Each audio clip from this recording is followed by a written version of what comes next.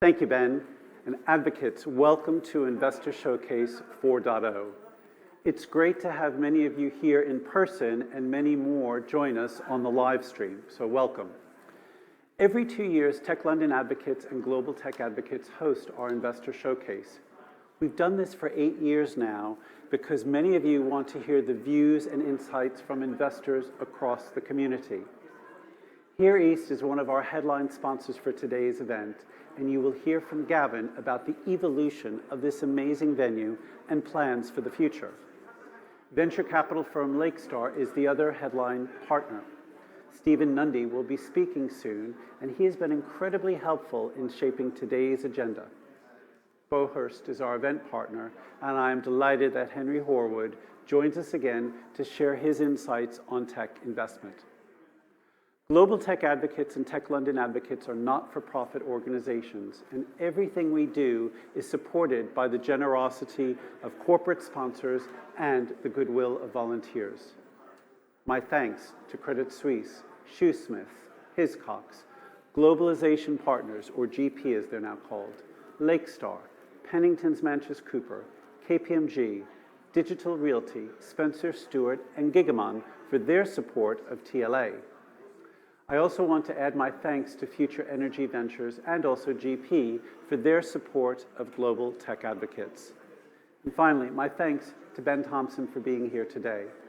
Ben has been a great supporter of the advocates community for many years, and we're thrilled to have him back hosting again.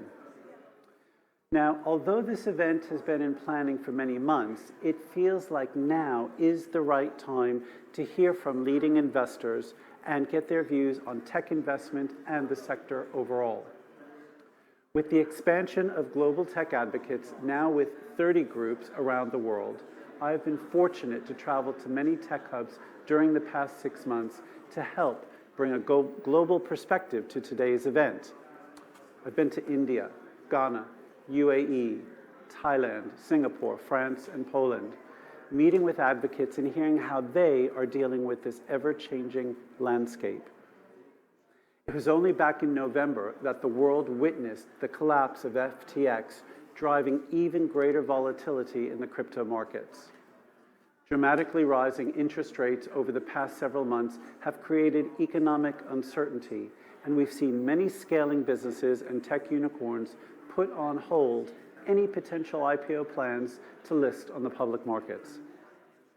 The FT recently reported that VC funding has dropped by over 50% over the past 12 months. Further disruption emerged in January with the introduction of ChatGPT from OpenAI. There are various views on what this generative AI capability will do for us, but there is no doubt that this technology is now available to a mass population who will assess both the threats and opportunities it exposes. Also back in January, TLA and GTA led a coalition of leaders, the CHIPS Coalition as we call it, requesting the Prime Minister to publish a UK semiconductor strategy.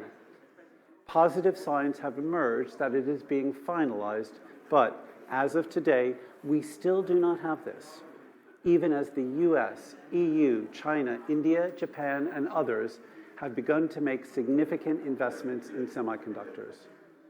Against this backdrop, last month, we witnessed the rapid demise of Silicon Valley Bank in both the US and UK. During a 48-hour period on the weekend of the 11th and 12th of March, we saw many startups and investors lose complete access to their accounts with potentially dire consequences. Now, if there's a silver lining to all of this, I was proud to be part of a UK tech sector that worked closely together to help those businesses being impacted apply pressure to UK government leaders and support a solution that would ensure the UK would continue to be a world-leading science and technology powerhouse. So, what should we make of all of this? Well, my hope is that over the next 3 hours, you will hear from some of the best tech leaders and investors to help analyze what this all means for the future of tech and the investment landscape. I hope you enjoy Investor Showcase 4.0, and as I always say, we champion, we connect, we support, And I'll be back at the end of the session with a preview of what's on the horizon for TLA and GTA. Thank you for being here. Andrew, too. Thank you for that. So let's get to some of the big issues that we want to talk about today. And we know that data is one of our most powerful tools. It shapes how and what we do. But what does it tell us about the investment landscape of today's tech world? So the man with the insight is Henry Hallwood. He is head of research at the consultancy Bowhurst, that is today's event partner. So to look at the key trends in the investment landscape so far this year, please welcome Henry.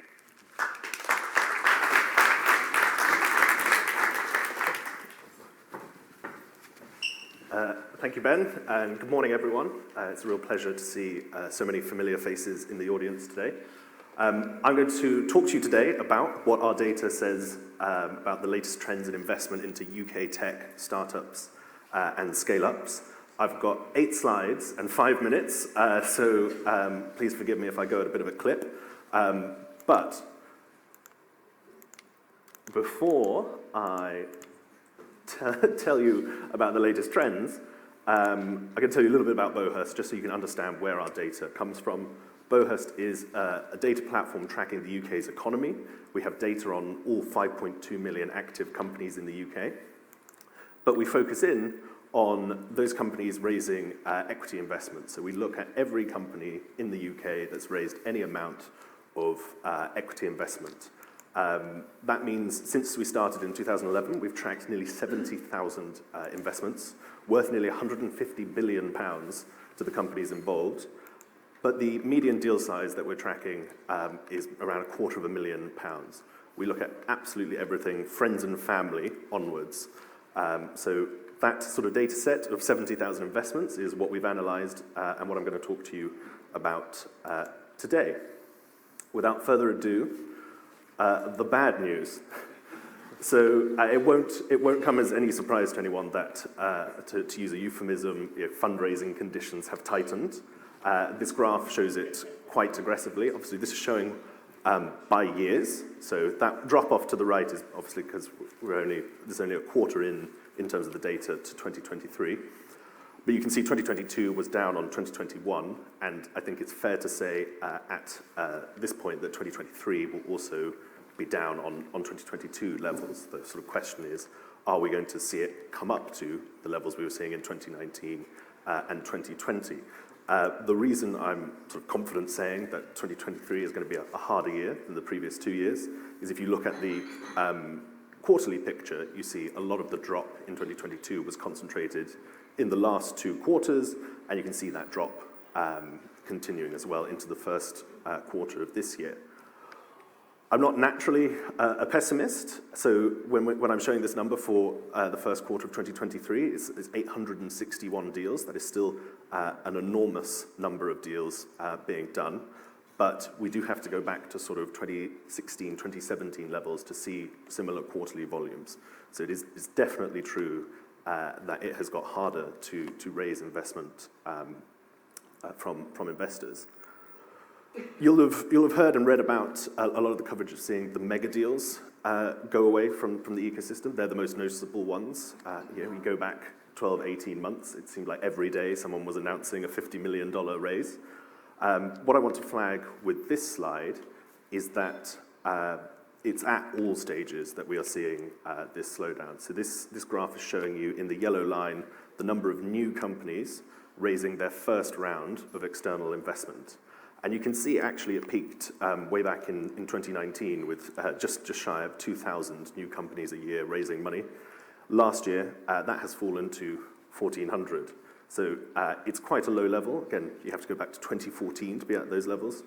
But in absolute terms, 1,400 companies is still a large number of companies. So it's got harder, but lots of companies are still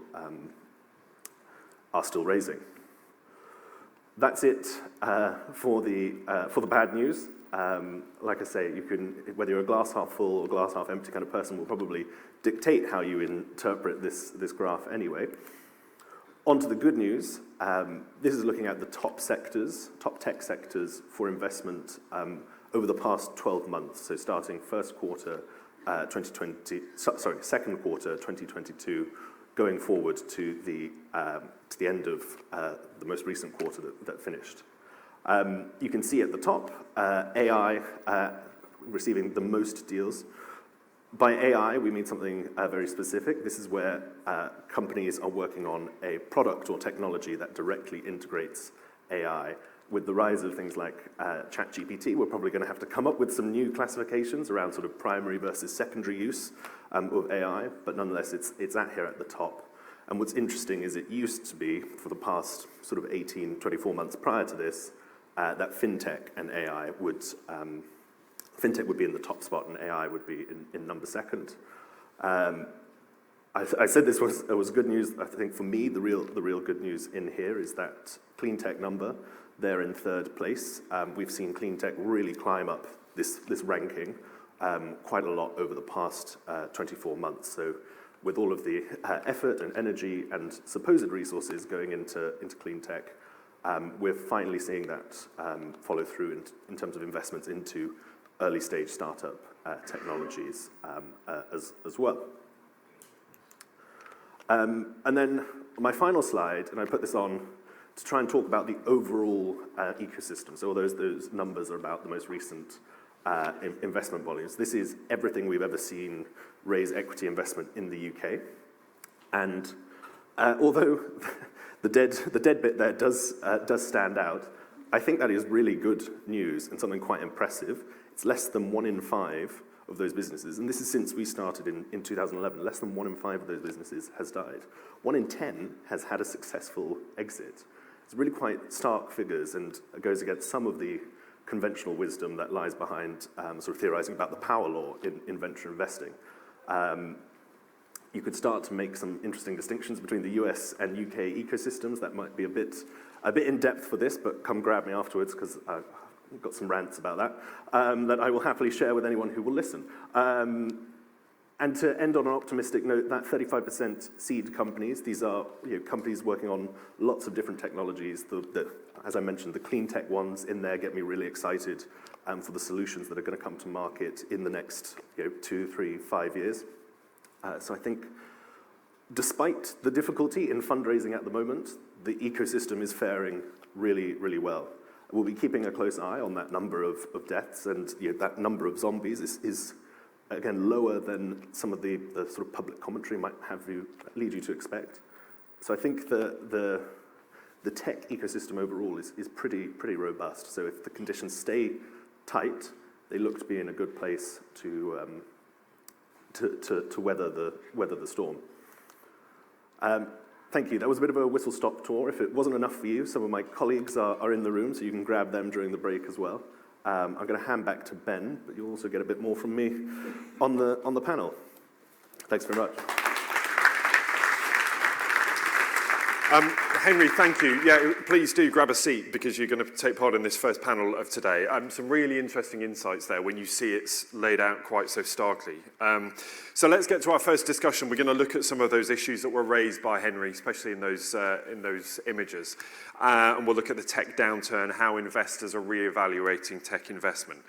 So joining Henry on the panel is Irene Graham, who is Chief Executive of the Scale Up Institute, Neil Shah, Director and Tech Sector Specialist at the London Stock Exchange Group, Eric Collins, Chief Executive and co-founder of the VC firm Impact X, and moderating the panel, delighted to welcome Bindi Carrier, Venture Partner at Molten Ventures and a member of the TLA and GTA Advisory Board. Welcome to you all.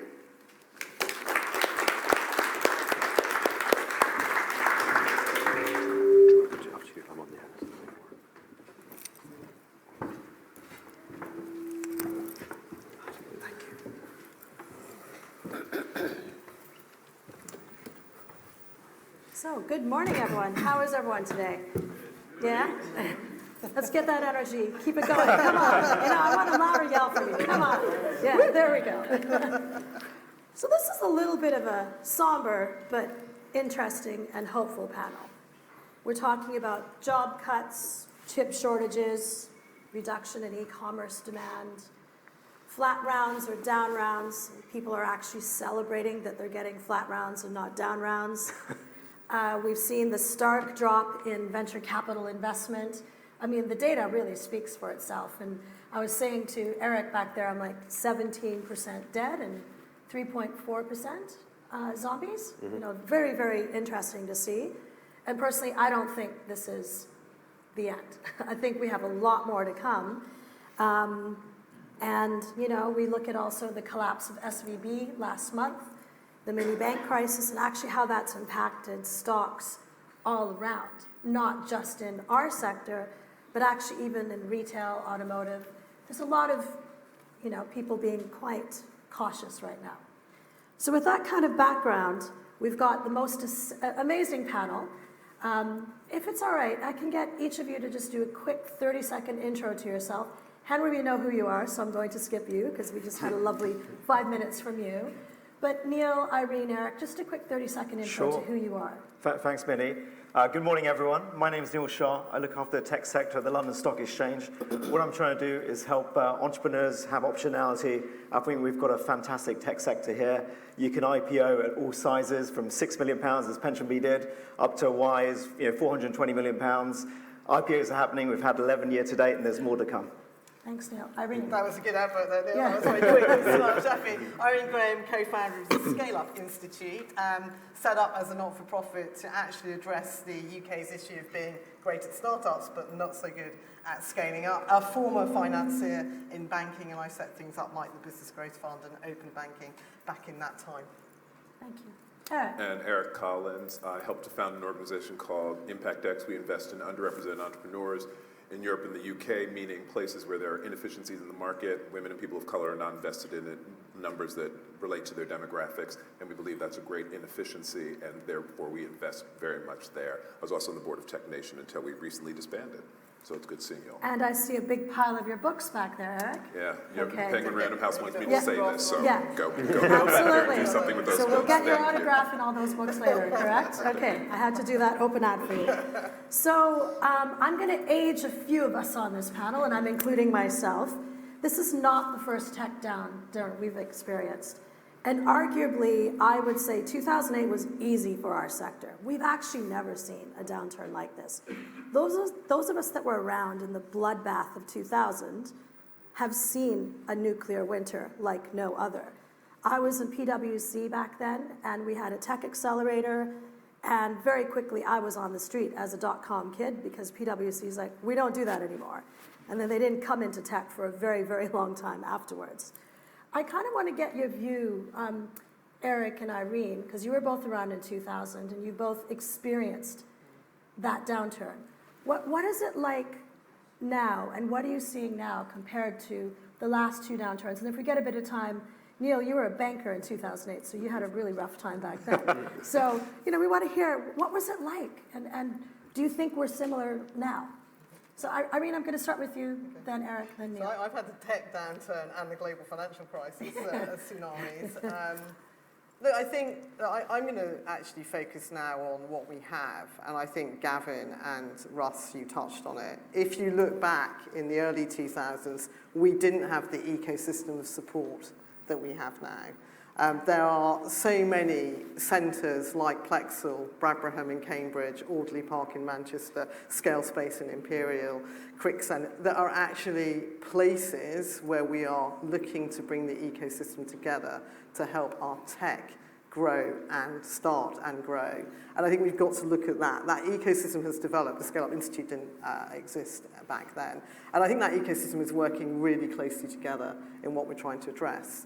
If you look at then the funding dynamics, the reality is we have far more funding initiatives and scale of funding than we did back in the early 2000s. We have a vibrant angel community. We have a growing VC community. We have entities like the British Business Bank, Innovate UK, that did not exist then to address the gap we have, and the gap we have honestly had for multiple decades of patient capital.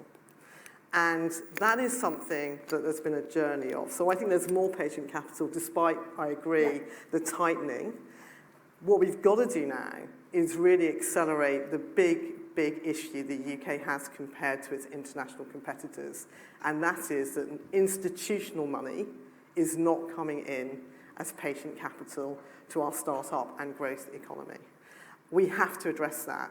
I think Neil will talk about the capital markets infrastructure that's happening, task force around how do we unleash some of that patient capital through. And it's vital that the initiatives under the Edinburgh reforms that the government's now focused on to unlock pension and insurance monies actually happens at pace. Okay. So those are opportunities, and those are things that we've got a better ecosystem, more funding, but that institutional capital is what we've got to address. Some very, very fantastic points, and I can definitely echo your views on the ecosystem.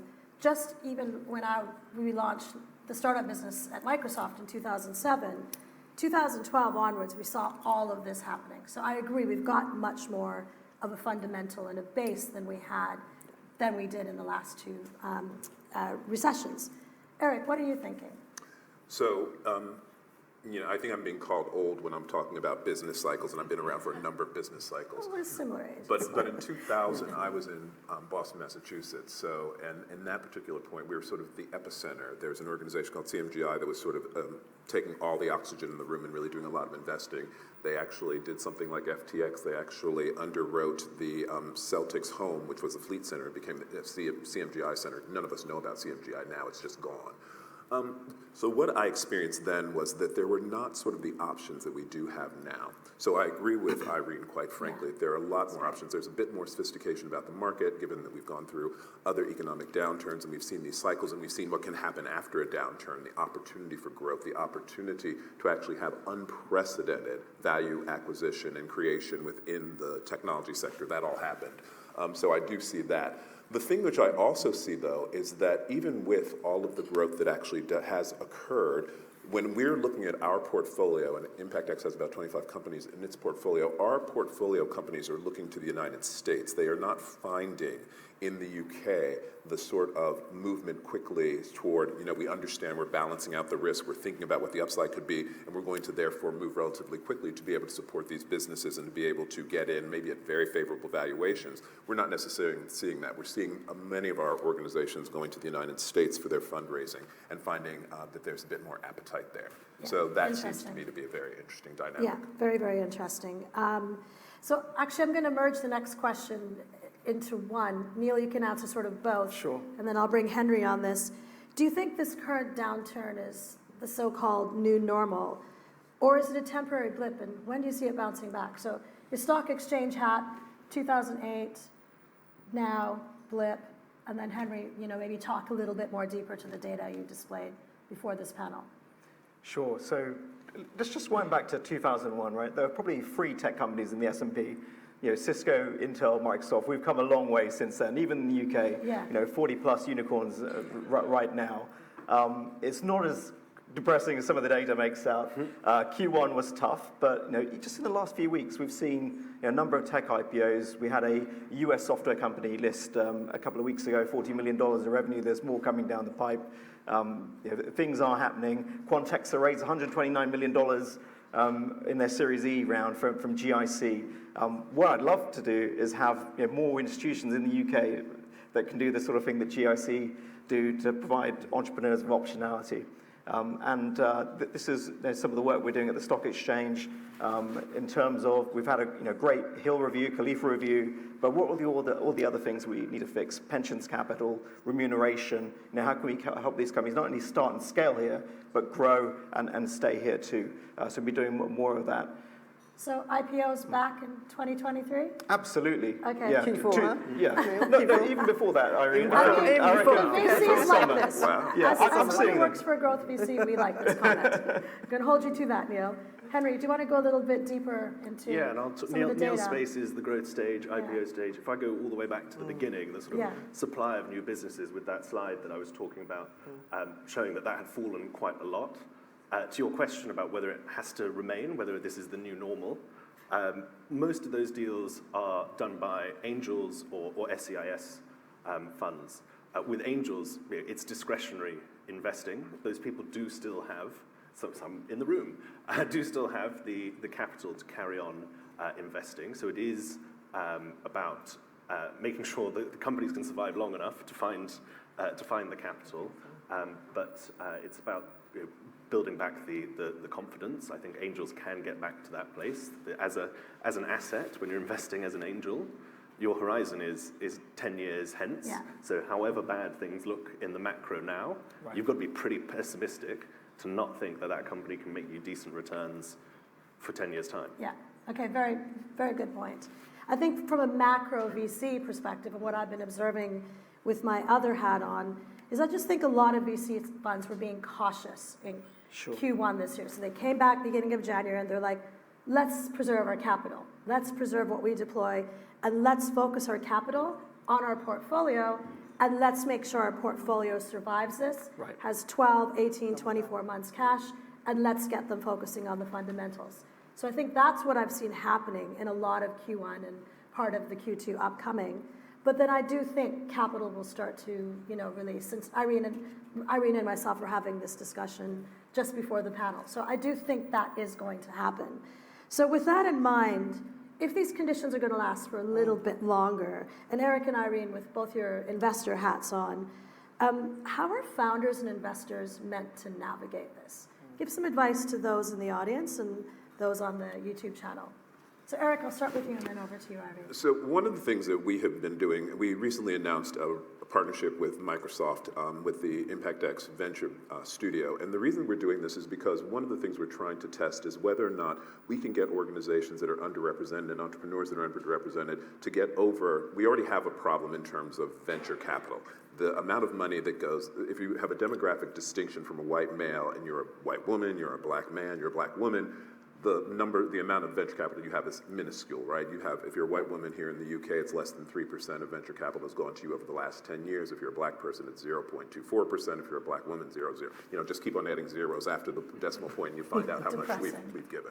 So those are areas that are generally not necessarily available. So the question is, can we actually look to, and it's, and I challenge this room, are you doing something about that? Are you looking at this inefficiency or you're trying to address it?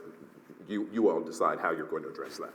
The thing that I'm most concerned with is whether or not, and what we're doing with Microsoft is, can we actually then deal with the revenue side? If we can't deal with the investment side because people have whatever biases or whatever they're doing there, we're going to deal with the revenue side. So how do we actually create the products that can actually address the needs and make sure that what we're doing is then having those people, when they come out for their next round, have a very robust pipeline and proof of concept that is instantiated through the presence of revenue and coming revenue from tier 1 customers. And so Microsoft allows us to have access to those. Yeah. So this is something that we're talking about as a strategy to combat the dynamics which exist, and then the future proofing some of this, and in fact, hopefully building stronger companies anyway, that have good business models, have good pipelines, have good customer bases, and that does a whole different series of things for these sort of organizations. And I think that goes for not only the earlier stage companies, but also growth stage, which is you've got your revenue, make sure you keep those customers sticky, and when land and expand, and also win new customer base, which is where we think out in the growth stage.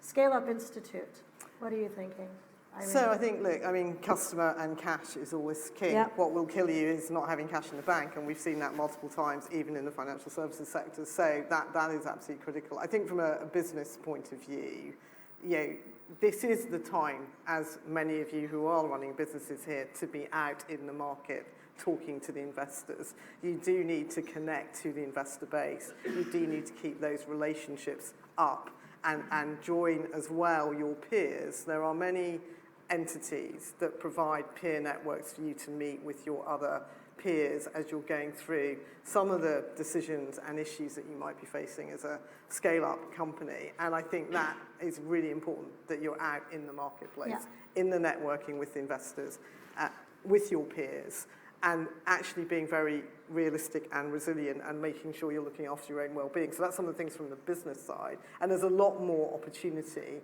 to also connect to sector specialists. Yeah. Eric, you've just talked about that. I know Sony Music is setting up something with the Digital Catapult, looking at our music industry. So we've got a lot more sector initiatives and opportunities as well, and a lot of support coming from our different finance players. On the investor side, to your point, Eric, if you're not signed up to the Women in Investing Code or not engaged in working with some of the great players like Eric on how we actually bridge into our diverse community, then there's something you need to ask yourself about your own investor model. And I think the other thing, and it picks up the earlier point, your point, Eric, about the US, our knowledge, our institutional players' knowledge of our growth economy is not great here. And we need to expand that knowledge. So all of you that are currently investing in our startup and scale-up economy, we all have a role to help our institutional investors understand the opportunity. And that's something we're certainly focused on, and with Russ, on how do we broker that information, because actually we still don't have an institutional investor base that really understands the great growth economy we have here and the opportunity. Great, thank you for that. And, you know, as a woman of Indian background in a certain age bracket, I just so agree with what both of you have said.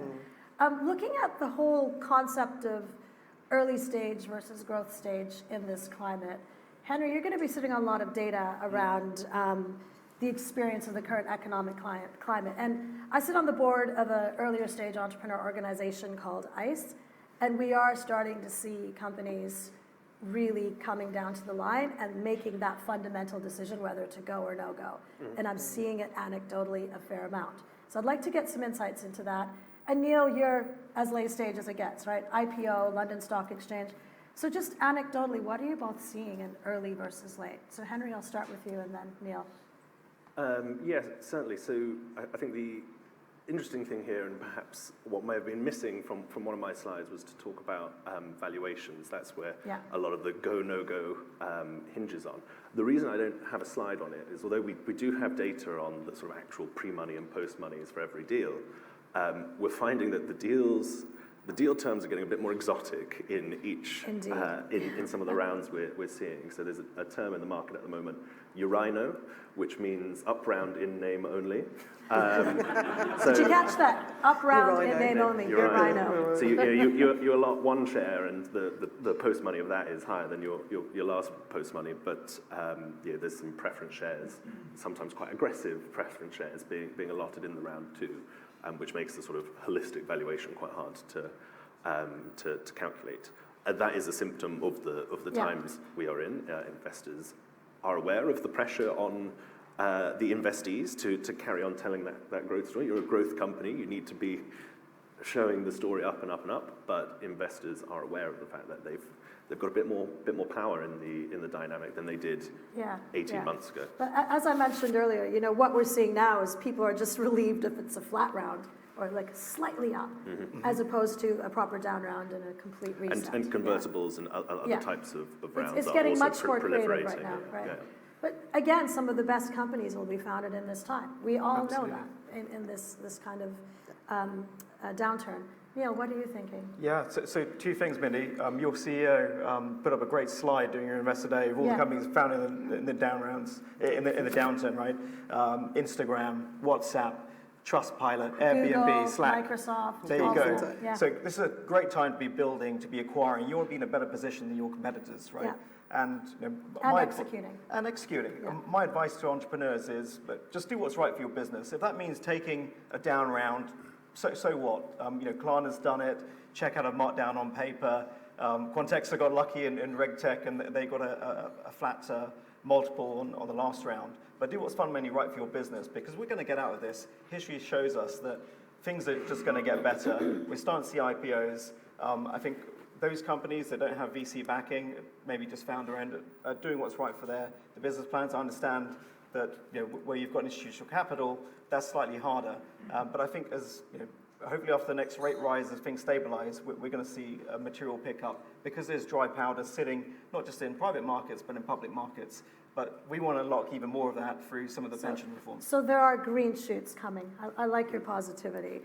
Last but not least, this question, and it has to be asked, given it's such a recent occurrence. We've mentioned SVB and setting up and what's been happening and how it sort of impacted.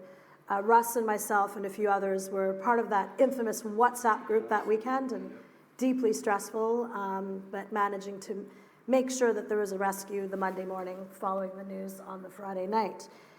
I want a reflection from each of you on that, if that's all right. And that, in a way, this will be your final words to the audience. So I'll start with you, Eric, and just Oh, Go Drats, I down. wanted to hear what everyone else had to say. But I will hear what they have to say. So for us, it was an interesting weekend. We did what everyone else did as a VC. We, wrote to our portfolio companies, called everybody and said, how's it going? And then I actually went to our bank account and said, who have we actually paid money to? And we've actually settled through SVB. None of the companies that in our current portfolio, we have 2 companies that exited, but none of them in our current portfolio had any exposure to SVB. Our company, we bank at Coots, so we had no exposure to SVB. It's interesting that we invest in underrepresented entrepreneurs in the UK and 0 exposure to SVB. It was like I was living in a parallel universe. And many times I think about that when I'm sitting within the context of the UK fast growth economy, that we seem to be in a very parallel universe. And in that universe, great things are happening, but not a lot of people, maybe some of you, are exposed to that. SVB, the big question for me is not that everyone was very happy. Everyone heaved a sigh of relief that the governments and companies were saved, and governments and companies saved these institutions. For me, it was great if you had you had your capital that was there, or you had a financial instrument like a venture debt round that was actually there. But what happens to the next group of individuals? I mean, that is an organization because it had an alternative approach to looking at risk and looked at this market a little bit differently. And now you don't have that institution, or that institution is managed by an organization that didn't necessarily have that same sort of heritage and DNA. What happens to the next group of people who actually need those sorts of services, and particularly those that are a little bit further away from the standard? That is what worries me in terms of SBA. I think there's a big gap in the market, and I don't see another organization that's quite as good at filling that. Again, even though I have 0 exposure to SVB at the moment. Really interesting. Irene, So you've a worked couple very of closely with them reflections, for a long time. Yeah, and very much over that weekend as well. Look, a few reflections. Firstly, financial crisis, movements that were put in place there to subsidiarise certain international organisations like SVB meant we could act quickly in the UK to address it. I think the community came together incredibly well, very connected in that regard. And we also had the backup plan that was stepping up and learning from COVID, and also using institutions we didn't have back in 2000, which is the British Business Bank and others in coming together. So there's that element that was nimble, agile, and worked effectively. The point Eric's making is SVB was playing a role in this marketplace that actually our UK entities have not. This goes back to the point about the knowledge of the growth economy, and more of our UK entities stepping up into that. We are seeing movement in a number of the banks, and I think HSBC has closed the gap that it had, whereas Barclays and NatWest and others have been trying to look at filling that. There's a huge opportunity, and we need to see our UK banks and our UK investor pool and the institutions stepping into that and accelerating. And I was listening to a conversation which reminded me of one I had with China and India a few decades ago. What is the difference between China and India? It's democracy. We have to put democracy here on speed to accelerate delivery of our institutional money into this growth capital environment, and that's the opportunity we have ahead of us. It's one that we have to make sure happens quickly and efficiently if we're going to make sure we don't have such exposure as occurred in this last little while. And I know more broadly the banking industry and government is now looking at what is the right tackling for businesses and the amount of money they have in an account and how that can be addressed as well. So that's it, a couple of points there.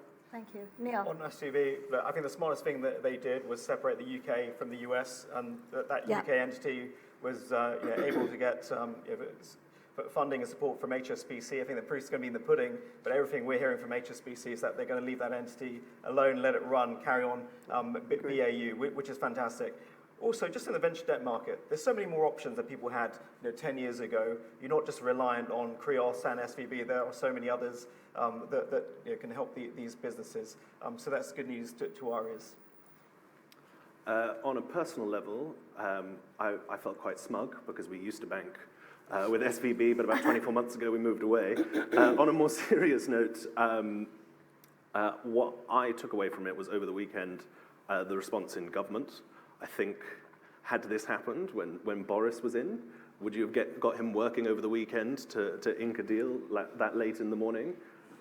That's me speaking personally there, but I don't think so. Whereas I think Rishi and Jeremy really stepped up whatever to the their plate. whatever their faults are, they take this industry way more seriously than previous occupiers of that office. Great. And with that, thank you very much for all of your wonderful insights. I'm sure the 4 of you are around during the networking break for questions. And thank you very much. Thank you.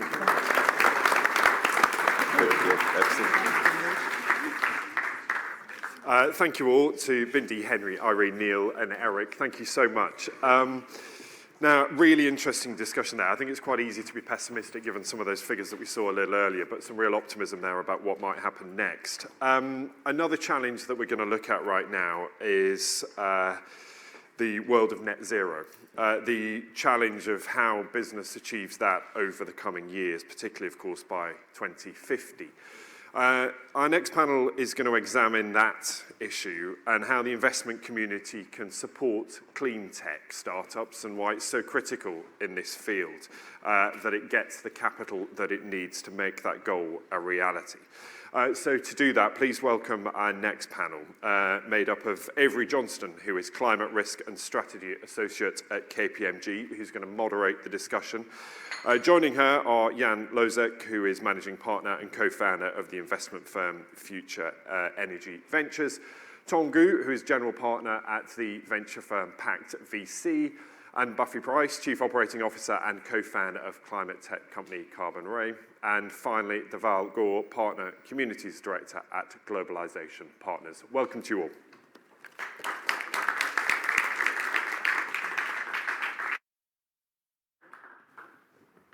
Sorry.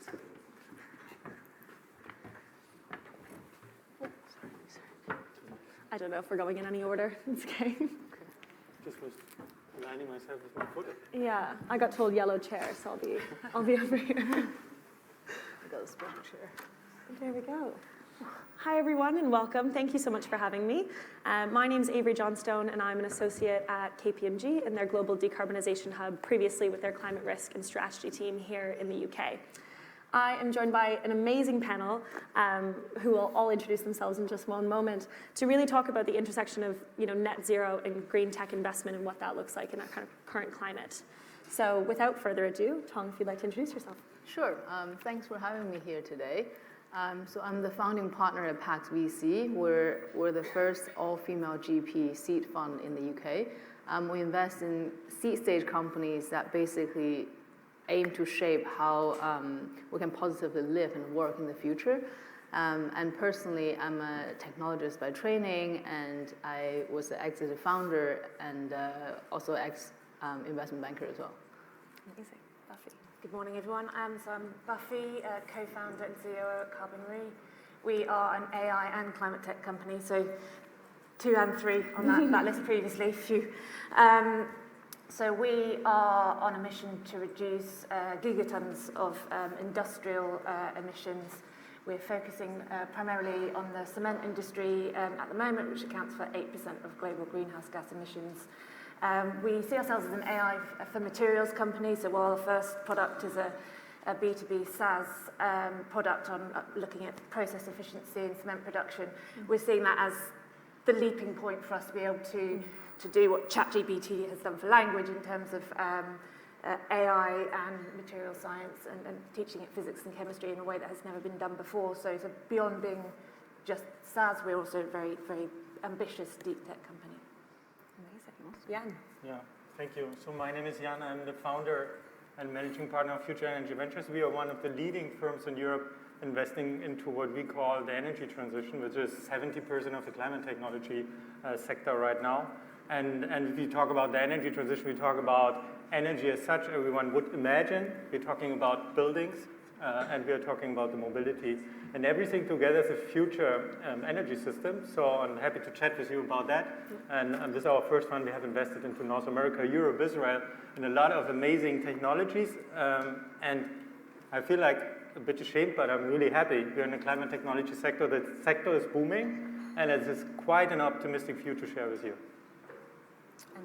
Great. Good morning, everyone. My name is Deval from Globalization Partners, now called GP. We are a SaaS-based technology firm, global employment platform.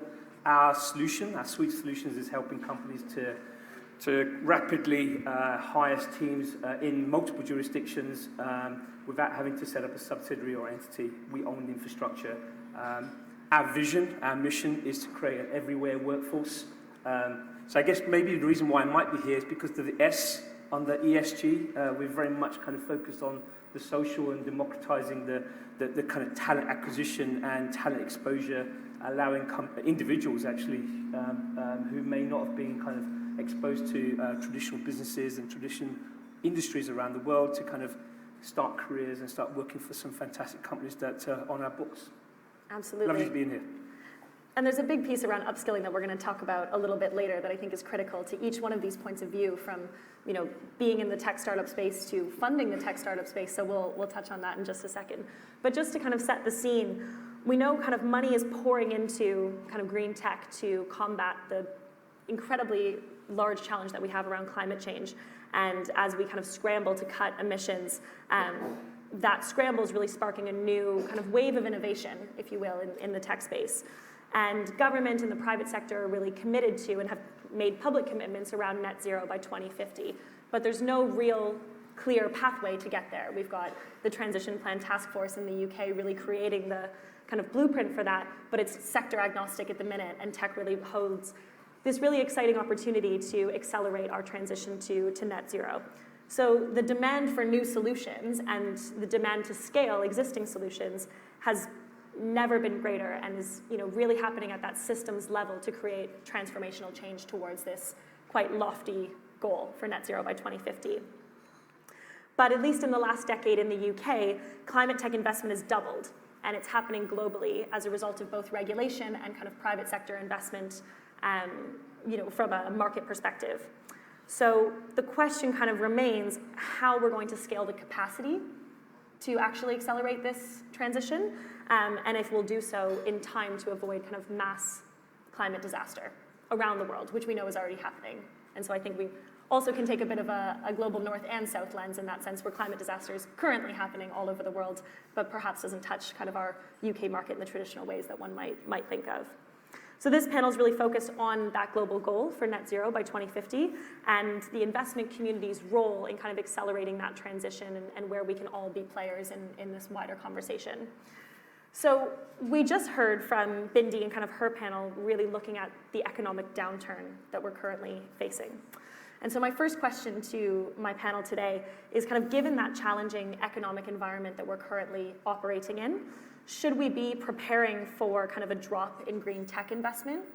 Or are we seeing kind of regulation, particularly things like SFDR and the Inflation Reduction Act in the US, maintaining kind of investors' incentives to maintain their pipelines in green tech? What does that kind of dichotomy or almost juxtaposition look like for your organizations? I think anecdotally, like what Henry presented earlier from Bohurst, the same with the Atomical State of European Tech report. Clean tech and climate tech's been growing in the past few years, like you said as well.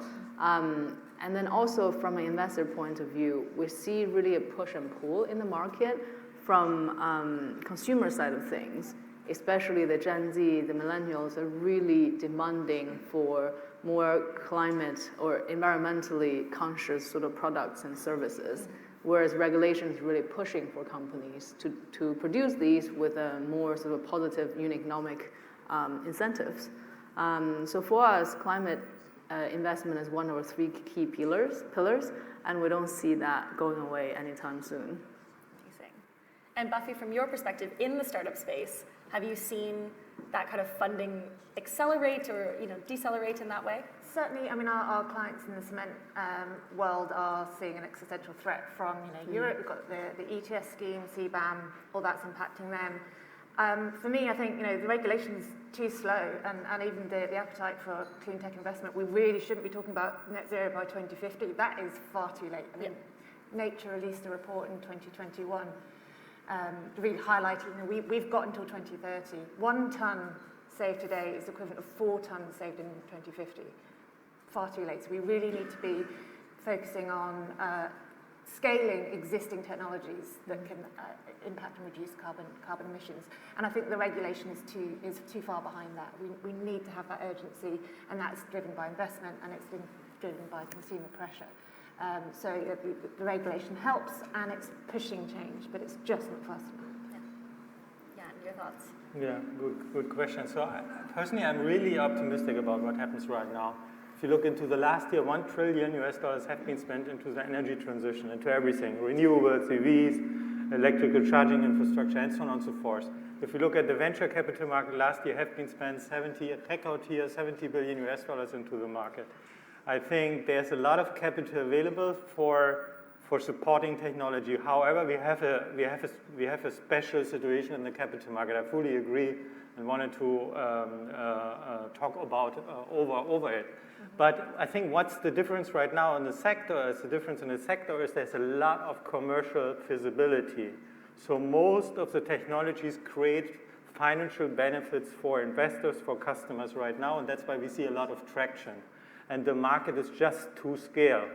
That's one point. And on the investor side, what I see is there's a lot of institutional, mostly sovereign wealth funds from the Middle East, from North America, from Europe, stepping in right now into the capital market to financing and focusing capital on the climate technology sector.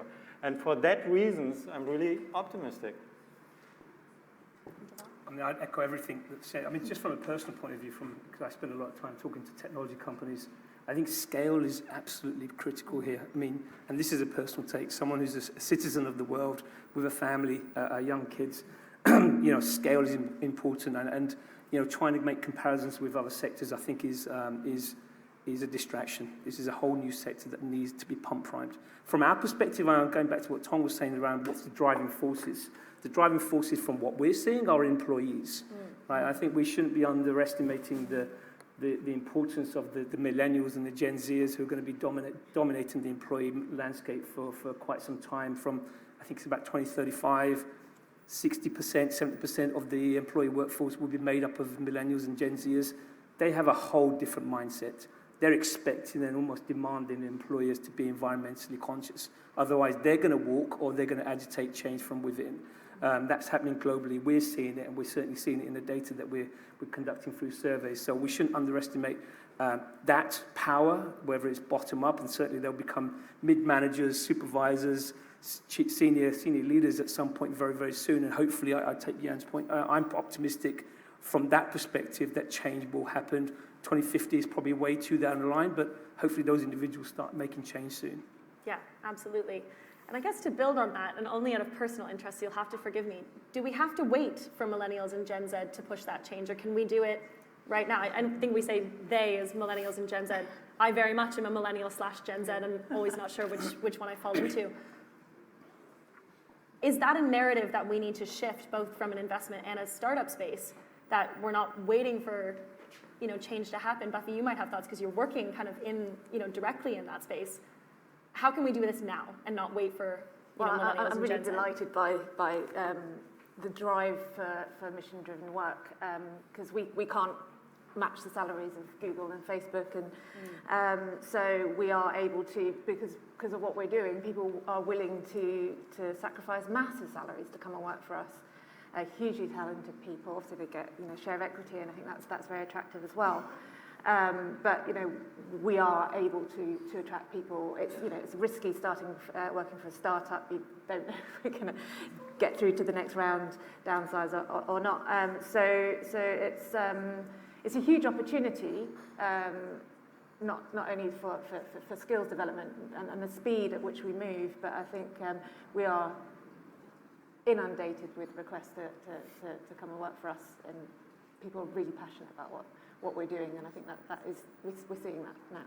So we're seeing, just to summarize kind of what we've been talking about so far, we're seeing from an employee perspective, from a consumer perspective.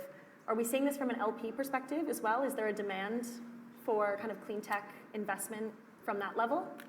Well, actually, we're still mid-fundraising, and we definitely see a lot of LPs more interested in purpose-driven type of VCs overall, specifically in climate tech, probably some of more deep tech sort of investments. I see the goodwills there. The family offices, and now especially the younger generation, the new generation, really want to do something good with the business, the money they made in traditional type of industries. I think it's just whether we can educate them fast enough to really put the money where their mouth is. Yeah, and we're kind of skipping across some of the questions that I sent in advance, because I think this builds really nicely. But one of the key challenges that I think we're very much facing as we start and scale a lot of these businesses really is that piece of upskilling. And it's not just, we have a lot of very senior kind of investment professionals who have, tenured experience in investing, and you have a lot of really young professionals who are, either have technical climate backgrounds because they've done master's and PhD programs in climate, which are all new, academic programs, but they also have a real appetite for impact, as we've just discussed. Where's that point around upskilling investment teams, upskilling boards of directors, LPs, and executive kind of committees in being able to recognize kind of climate risk and climate opportunity as just business as usual process as part of due diligence, risk, strategy? Who does that sit with? I mean, that's kind of pointing towards the chief sustainability officer role, right? I mean, and it's something that we're certainly tracking from our side. We're placing a lot of folks with sustainability in their job titles, but it's such a new emerging role. In fact, I did a quick check on LinkedIn. I think I'm myself connected to 21,000 people on LinkedIn, first, second, and third connections, which has got sustainability in their job title, which I think, and that's just me alone. I mean, if you multiply it across the room, that's a lot of people with that job title, that mandate. And this is not me poo-pooing that role. It just goes back to the question you're asking. The role exists. All roads should lead to that person. That person should have the mandate to be able to have or should be reporting directly into the chief executive officer's office, be sat at the decision-making table, but they're not yet. And I think the problem seems to be, it's almost akin to the chief innovation officer that started 10, 15 years ago. And I think, I've been around like I have, those poor folks that started those roles, scratching their heads as to who they are, what they do, and who they report into. That's now changed. But we need to speed it up when it comes to the chief sustainability officer role, because we don't really have much time. That person needs to have the mandate and responsibility and accountability ASAP, and the team and the wherefore to be able to kind of deliver on, and then provide metrics, and then provide the sort of informed data that then decision makers like themselves need to start acting on. Yeah, and your thoughts? A bit of personal note on my side. So I think we are all chief sustainable officers, isn't it? And that's on a private and on a professional notion.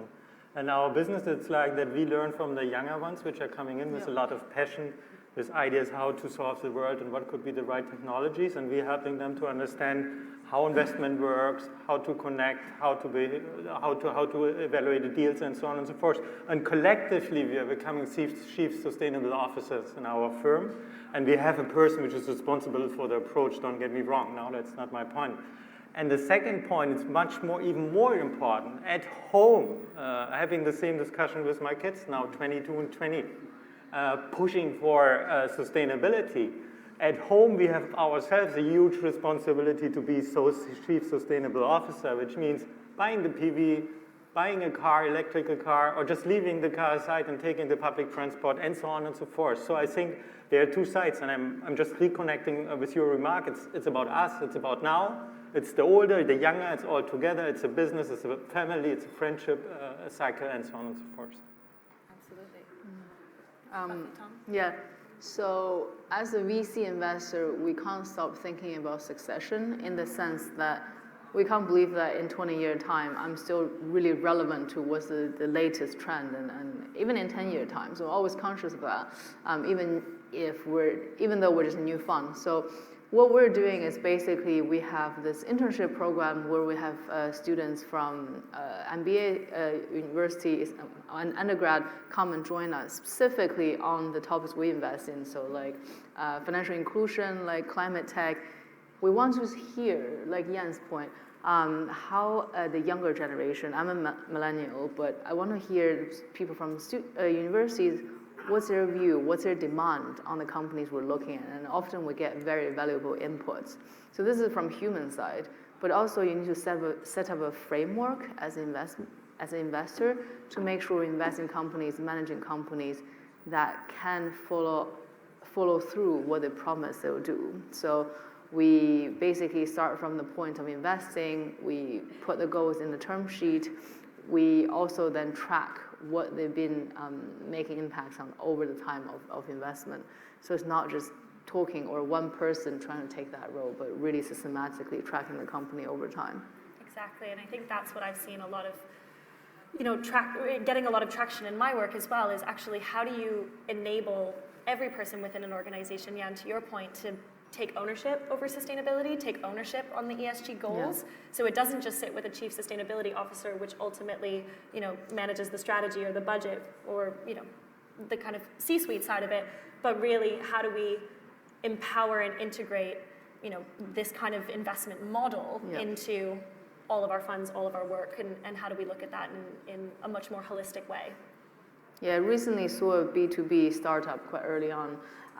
They basically empower all the employees within the company to contribute to the sustainability goals of the enterprises. I think we'll see more of that. Yeah, I mean, because it just reminded me, there's a couple of stats I'm familiar with. I mean, it's like 60%, 65% of individuals, particularly on the younger side of things, who walk out of the door if they don't feel like their employers are taking sustainability and environmental values seriously.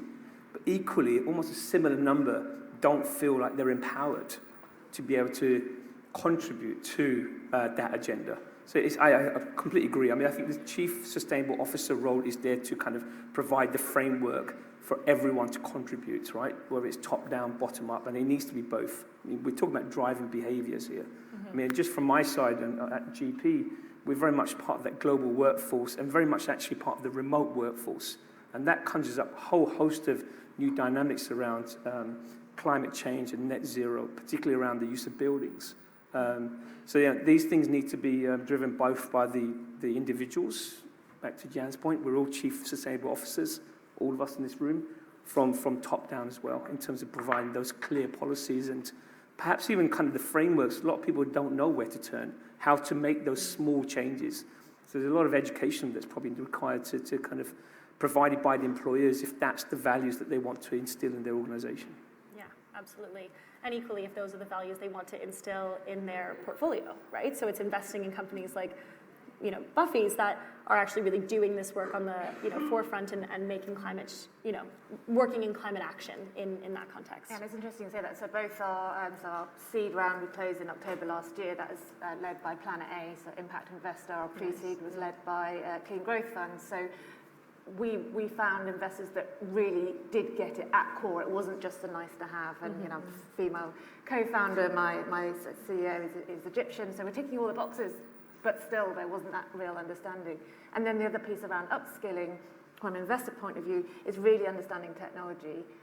Sort of artificial intelligence, it's such a broad and nebulous term. When we're saying we're doing deep reinforcement learning, what does that mean if you don't understand machine learning and data science and all those pieces? It's a huge holistic learning curve for everybody, and it can't be just a nice to have on the side. It has to be something you're going to do at core and commit to.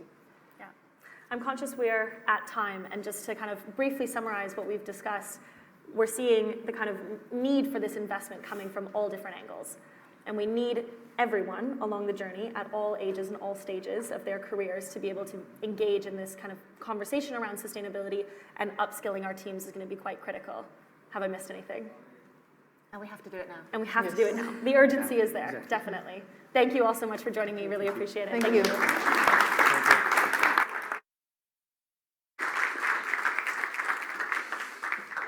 Thank you, everyone. Thanks for being with us.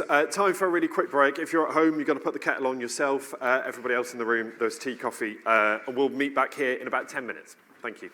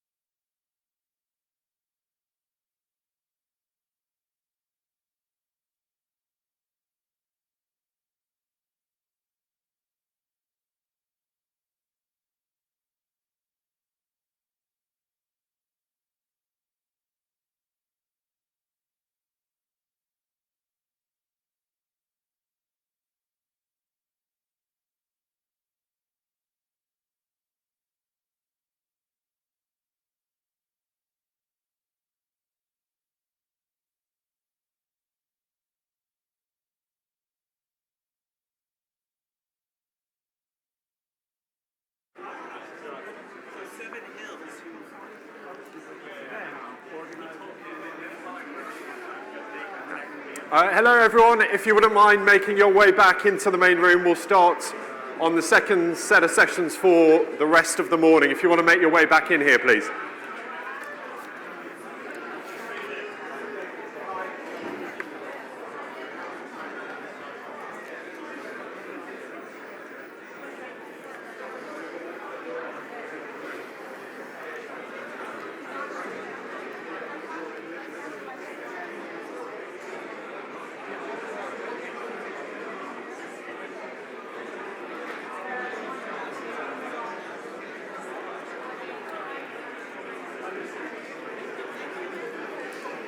Hi everyone, if you wouldn't mind making your way back to the front of the room, we'll get underway with the next of our panel sessions this morning. Thank you.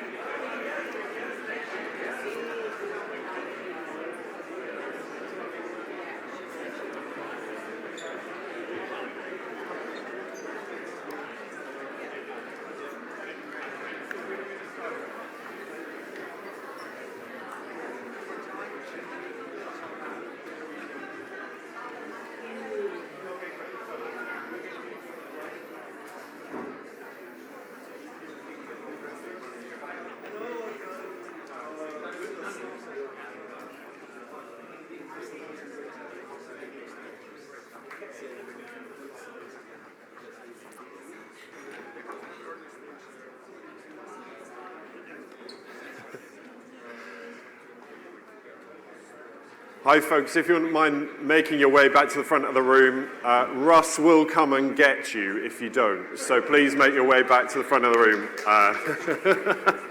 Russ is on the prowl.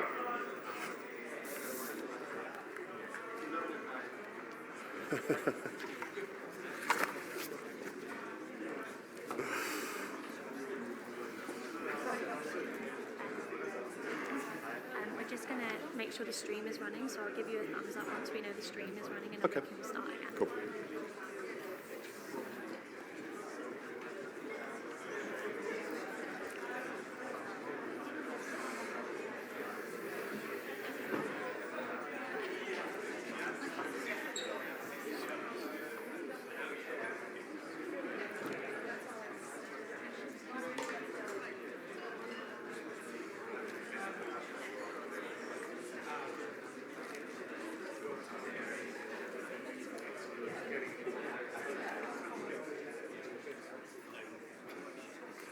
Thanks, folks. Welcome back. Just going to check that we're up and running on the stream again for those that aren't here in person. So we'll just check that everything's up and running, and then we will crack on with the next session. I hope that break was enough. All the networking, of course, will go on either online or afterwards. But thank you for coming back, because there's some great sessions in this next part of the morning.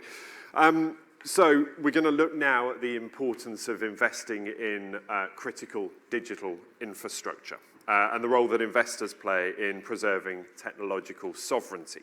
To do that, I'm really pleased to welcome Stephen Nundy, who is a partner and chief technology officer at VC firm Lakestar, one of the headline sponsors of today's event.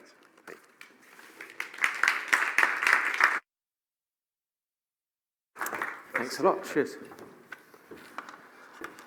Thanks a lot. I usually get nervous coming this far east as a Tottenham fan, so I'm not often seen in these parts. But hopefully you're all sitting comfortably as I try my best to get through this as quickly as possible so I can get the hell out of here. So no, I only mean that in jest. So once upon a time, we all believed in globalization. Once upon a time, we thought that the world was going to be a friendly place and we were going to share technology, we were all going to use the cloud, and we didn't have to worry about things like sovereignty. Well, the world has changed, and so I just want to take you on a whistle-stop tour on how we're thinking about, or how I think about sovereignty, and then we're going to have a panel to discuss this a little bit further. So just to recap, Europe has arrived. Europe's grown up. We've been around now for a while, as you know, but we've got over 300 unicorns, maybe slightly less now, depending on how you think about fair value accounting. But we have a lot of unicorns in Europe. There are over 100 cities represented in terms of giving birth to those unicorns. So we've absolutely grown up. You'll see many logos here that have really kind of digitized a lot of what we've been doing and a lot of what our homes are now looking like and a lot of what our industries are looking like. And Europe has really been showcasing kind of how talent has come through. We've got a number of amazing universities here. We've also got a blossoming ecosystem when it comes to how nation states are supporting the ecosystem. And I think the other aspect as well, when I talk about Europe really growing up, is the number of spin-outs or the number of new companies that are being formed by great companies that you see on the right-hand side there. This is the flywheel phenomenon that we've been hoping is going to be, that we hoped would occur here in Europe, is actually occurring now. So I think there's no doubt in my mind and in other people's minds that we've really arrived on the scene. But there's been some macro shifts. And so as we've, over the last decade or so, we've seen the iPhone replace companies like Kodak, which I remember as a child as being, taking your prints down to Boots and getting them developed. Thomas Cook, very different company now as it was then, and they've been replaced by a lot of digital players. The other aspect as well is, if you take banking, the banking has been disrupted enormously, and you can only see that in the destruction of value for some of the major banks in Europe over the period of time when we've seen the emergence of Revolut, N26, and other neobanks, Monzo, Starling, just to name a few. But tech dependence, is going to be overwhelming. It's coming. People talk about the exponential age, but look at where we were just 3 years ago. We were talking about the early algorithms. We were talking about big data. When I joined VC after spending 20 years working as an engineer, as a computer scientist myself, we were talking about the advent of big data. People were talking about oil, and then we were talking about the kind of the path of dependency that we've got coming up in the future. But the last few years have been radical in terms of the acceleration here. We talked earlier today about Gen AI. I can't believe that really we've gone 3 years. I think we've gone up this slope quicker than any of us could have imagined. The last 6 months has been enormously disruptive as we are seeing the compute costs come down and the development of these new AI models kind of increase and become commonplace and accessible to all. But we really are very close now to the point of no return in terms of how we think about dependencies on technology and our ability to really kind of be invasive as a nation or as a continent when it comes to putting our foot down as to what do we want to own and what do we want to be in control of. The world is divided more than it's ever been in my lifetime. We've got America over there, we've got Asia over here, and we're sitting in the middle. And we've been dominated by large conglomerates that have been born over the last decade or so. Where's Europe been? Where are our big companies? When I speak to my 14-year-old and 12-year-old kids and I ask them, name a big tech company, they name companies to the east and the west of us. Where's the European champion? We've also been giving up digital infrastructures. I said we estimate there's been a 30 billion deficit in terms of the monies that we've been paying away to big companies that you see on this logo here. On payment side, Visa, MasterCard, American Express, they've been taking a huge amount of value away from us in Europe and from the consumer. We've been paying that money out to large US corporates. And when we think about other capital market infrastructures, even when we've got European champions coming through, we are having large American banks essentially get the fees. And I was part of that challenge when I worked for Goldman, right? We are really paying away a lot of value outside of Europe. And this is when we start thinking about critical infrastructure and start thinking about sovereignty. We can't ignore these facts. Attention has become a critical infrastructure as well. We can talk about, and I'll come on some of the topics in a second, we'll talk about it on the debate, but let's also just take a moment to think about attention and eyeballs. These are logos. Some of these logos didn't exist a few years ago, but today, TikTok has really dominated, and we've been talking about even within the UK government what their view is on the use of TikTok. And so these platforms continue to morph and to take eyeballs away from our young generation as well. And if you think about what teenagers are spending their time on today, they're spending hours each day on Snapchat, TikTok, Instagram, and others. And when you start adding that up, you realize we're actually giving away our youth, our children's time to these platforms. And so understanding what they're doing on the platforms, understanding how they're being influenced on those platforms, it's like, where are the values for that? Are they European values? Are they Eastern values or Western values?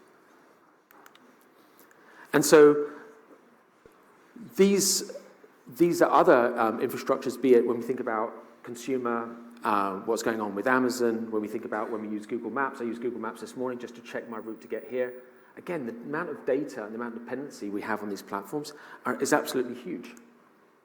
And then you say, well, what is Europe's influence right now? This is a really stark reminder that we can talk about where we're going to be investing the next dollar when it comes to startups here. But if you think about, where have we been influential? What part of the table have we been sitting at when it comes to how we influence those platforms that we're already dependent on? It's pretty small, pretty minute. So in aggregate, what I'm saying is that money needs to be invested. We need to think about critical infrastructures in a very different way going forward than perhaps we've thought about this in the past.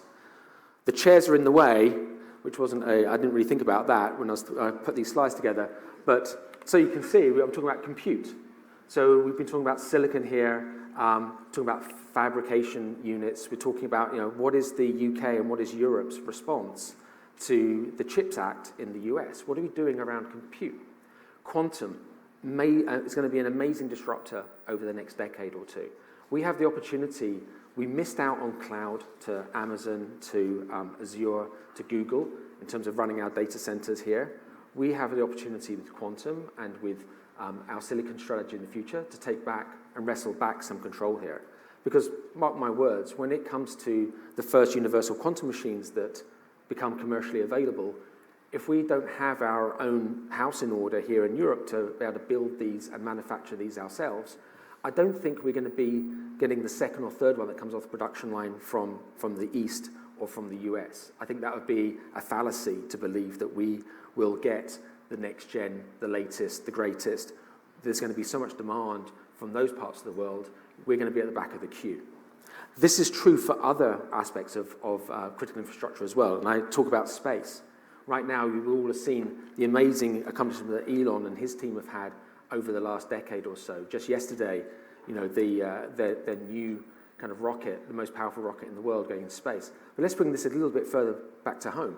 Constellations of satellites are whizzing around the world today. Where did they launch from? They launched from the US, or from China, or from India, or from the stars. They didn't launch from Europe, by and large. They didn't launch from the UK. And so we need to make sure that we can control what's above us in the skies, because above in the skies is going to be where we're going to be getting data into the platforms that hopefully we're going to be running in the future. So space is also another, what I see as a critical infrastructure.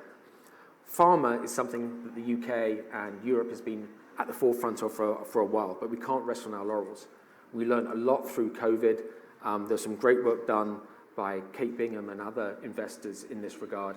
And this is one where we absolutely have to maintain our position when we think about sovereignty on the go forward. And finally, I'd be remiss not to talk about AI. We've been seeing ChatGPT. Everyone's talking about ChatGPT, but it sits in the US. It's a US model. The word open is somewhat of a misnomer. The model, you ask it questions about your favorite sports team, it's not going to talk about Tottenham or West Ham. It's going to talk about US clubs, US teams. Context is lost. And so we need to also be enthusiastic about where are the large language models that sit here in Europe or in the UK, ones that are trained on European data sets, not on foreign data sets. So we really need to think about that, because these are going to influence some of the platforms of the future. So now's a great time to invest. We've been talking about the recession, the pricing issues that we've seen over the last year as destruction of value. But right now, we are kind of getting close to the recovery curve. So as investors here, we need to be aware, and we need to be ready to kind of put our foot down and to deploy capital to the most important aspects of society and infrastructures that we want to invest in. A little bit was said earlier about funding sources. Again, if you think about the structural difference between the US and Europe, we're now in a situation for the first time where pension funds and insurance funds, given the removal of the charge cap for DC pensions, we're going to start seeing capital coming in. And I think this is going to be a good game changer at this point in the cycle for us to really help our scale-ups and startups here in the UK and in Europe. But there are structural differences in how we find the capital. Entrepreneurs want to think about this. Entrepreneurs want us as investors to help them with this. They want the industry expertise of people in Europe, investors in Europe. They want to have the governance and control of a cap table where you have European values or European investors on the cap table. So strategically, we can decide how do these companies evolve, where do they sit, who do they sell to, and when, and how do we think about the evolution of product. They want patient capital. You know, we are patient. Investors in VC, we're talking about 10 years plus for every vehicle. And they're looking for the deep networks that we can all bring from our years in industry and from the industries that we've been disrupting. So look, now's the time. We should be spending a lot of time thinking about sovereignty in all of our actions when it comes to investing. And I thank you for your time. And now we're going to have a little bit of a chat with Bindi, Ian, and Josh. So I'll welcome them up on the stage.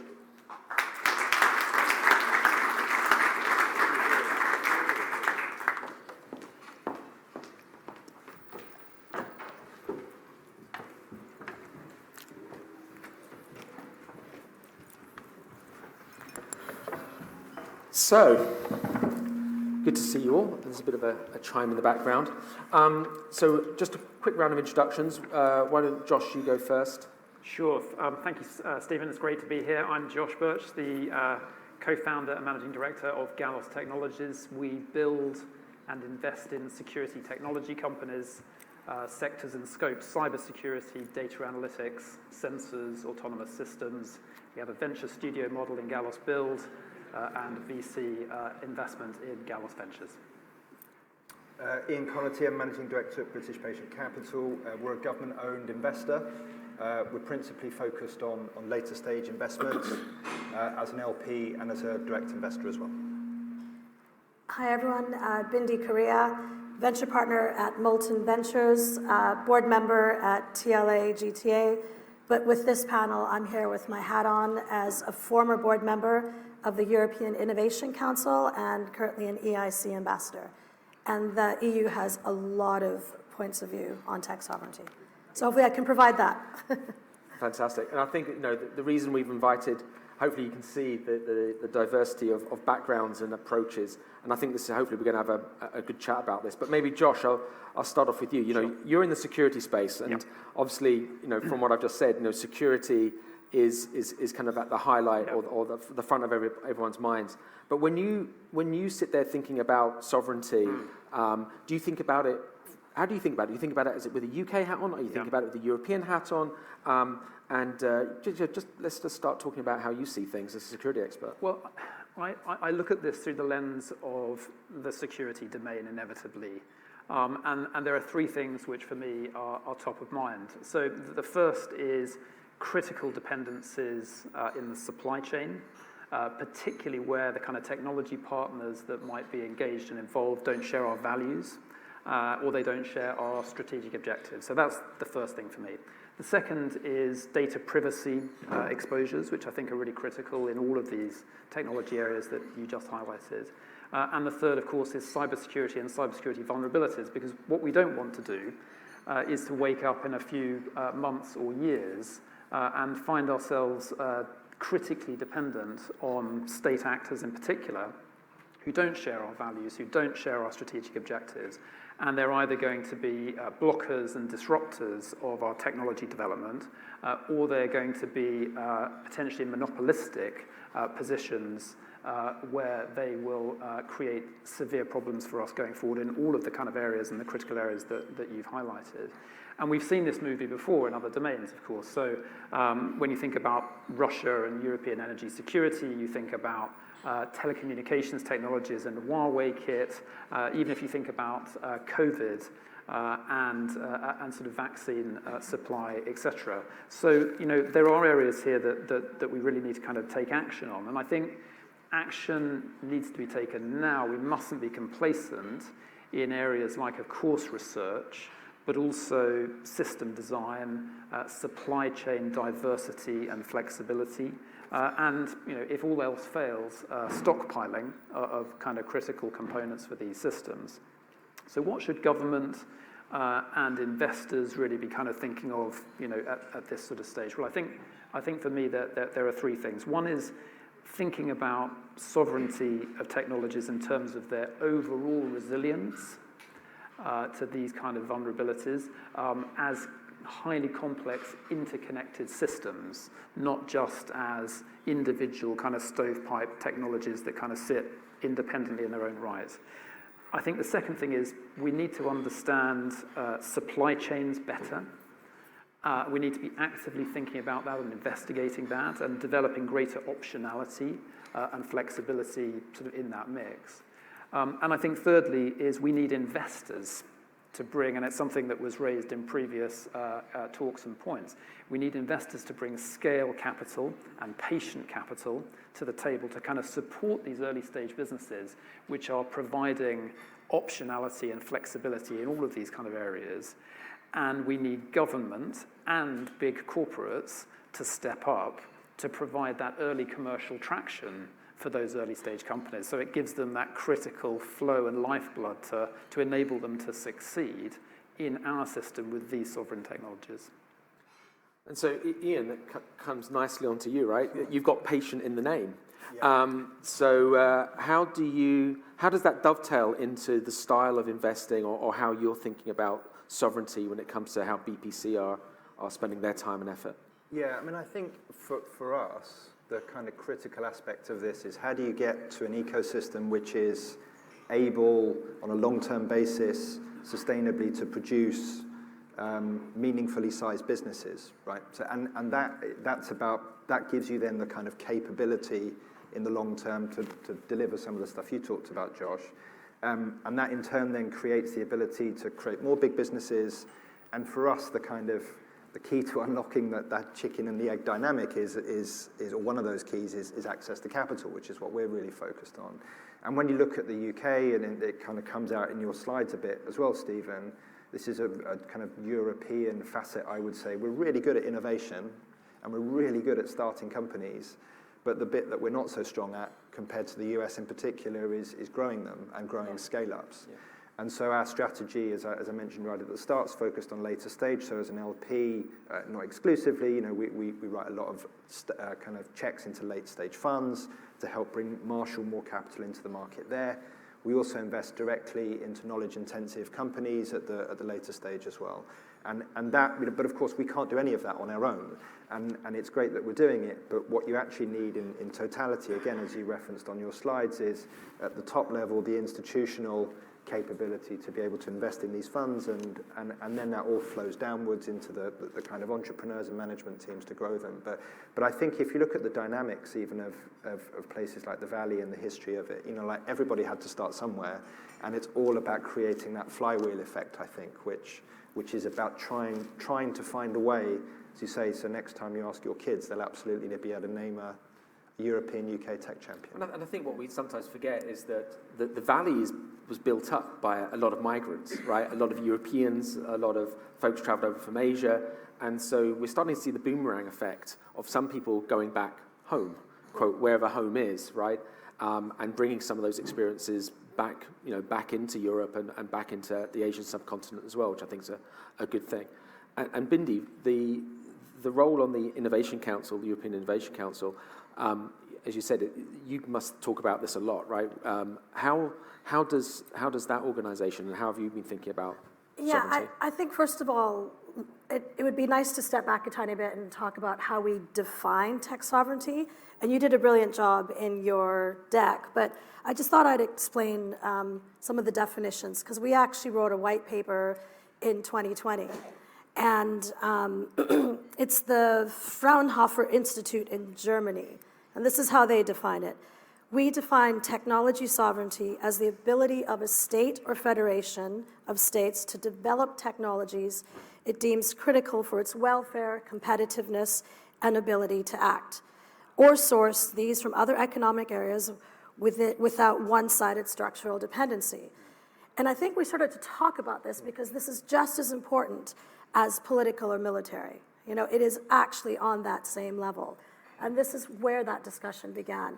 I had the privilege of going to a Ditchley Foundation debate between Peter Thiel and Herman Hauser. And Herman was actually chairing the subcommittee on tech sovereignty, and I was working with Herman on the white paper.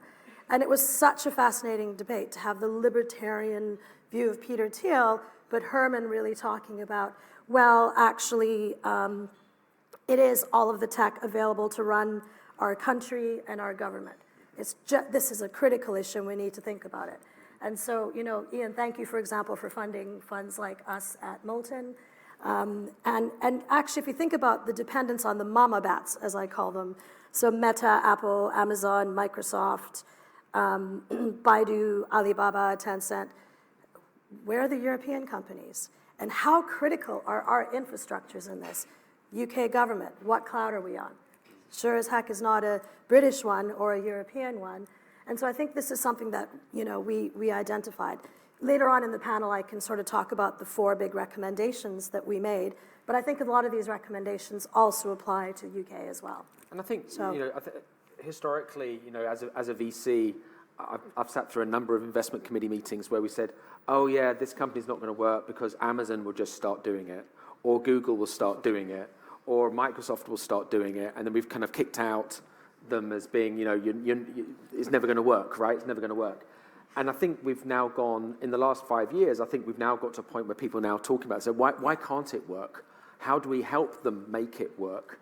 How do corporates in Europe and the board members of these corporates in Europe make decisions that they want their tech stack to include European companies now, right? If you're on the board of a big FTSE company, on the board of a company on the DAX, I think you're going to be under a lot of pressure from the regulator and from government and from your other shareholders to make sure that you are picking companies that you don't have a dependency on things you can't control. And so I think that the future is actually brighter for startups here in Europe who are providing this facility than there's ever been before, because it now becomes an issue. I can confirm that very generically. I sit on one FTSE board, and actually the word tech sovereignty came up in our discussion around the technologies that we're deploying within the enterprise. And I joined the board as the person of innovation. So at FTSE 250 level, it is being talked about in the boardroom, at least the one that I'm in. Yeah. So. Sorry. Sorry, I was going to say one of the problems is the extent to which it's a crocodile which is closest to the canoe for people who are dealing with multiple challenges with sort of lots of pressure on their budgets. And when you think about something like quantum computing, but particularly quantum encryption, this is something which is going to be existentially important to the security of our communications and systems. Yeah.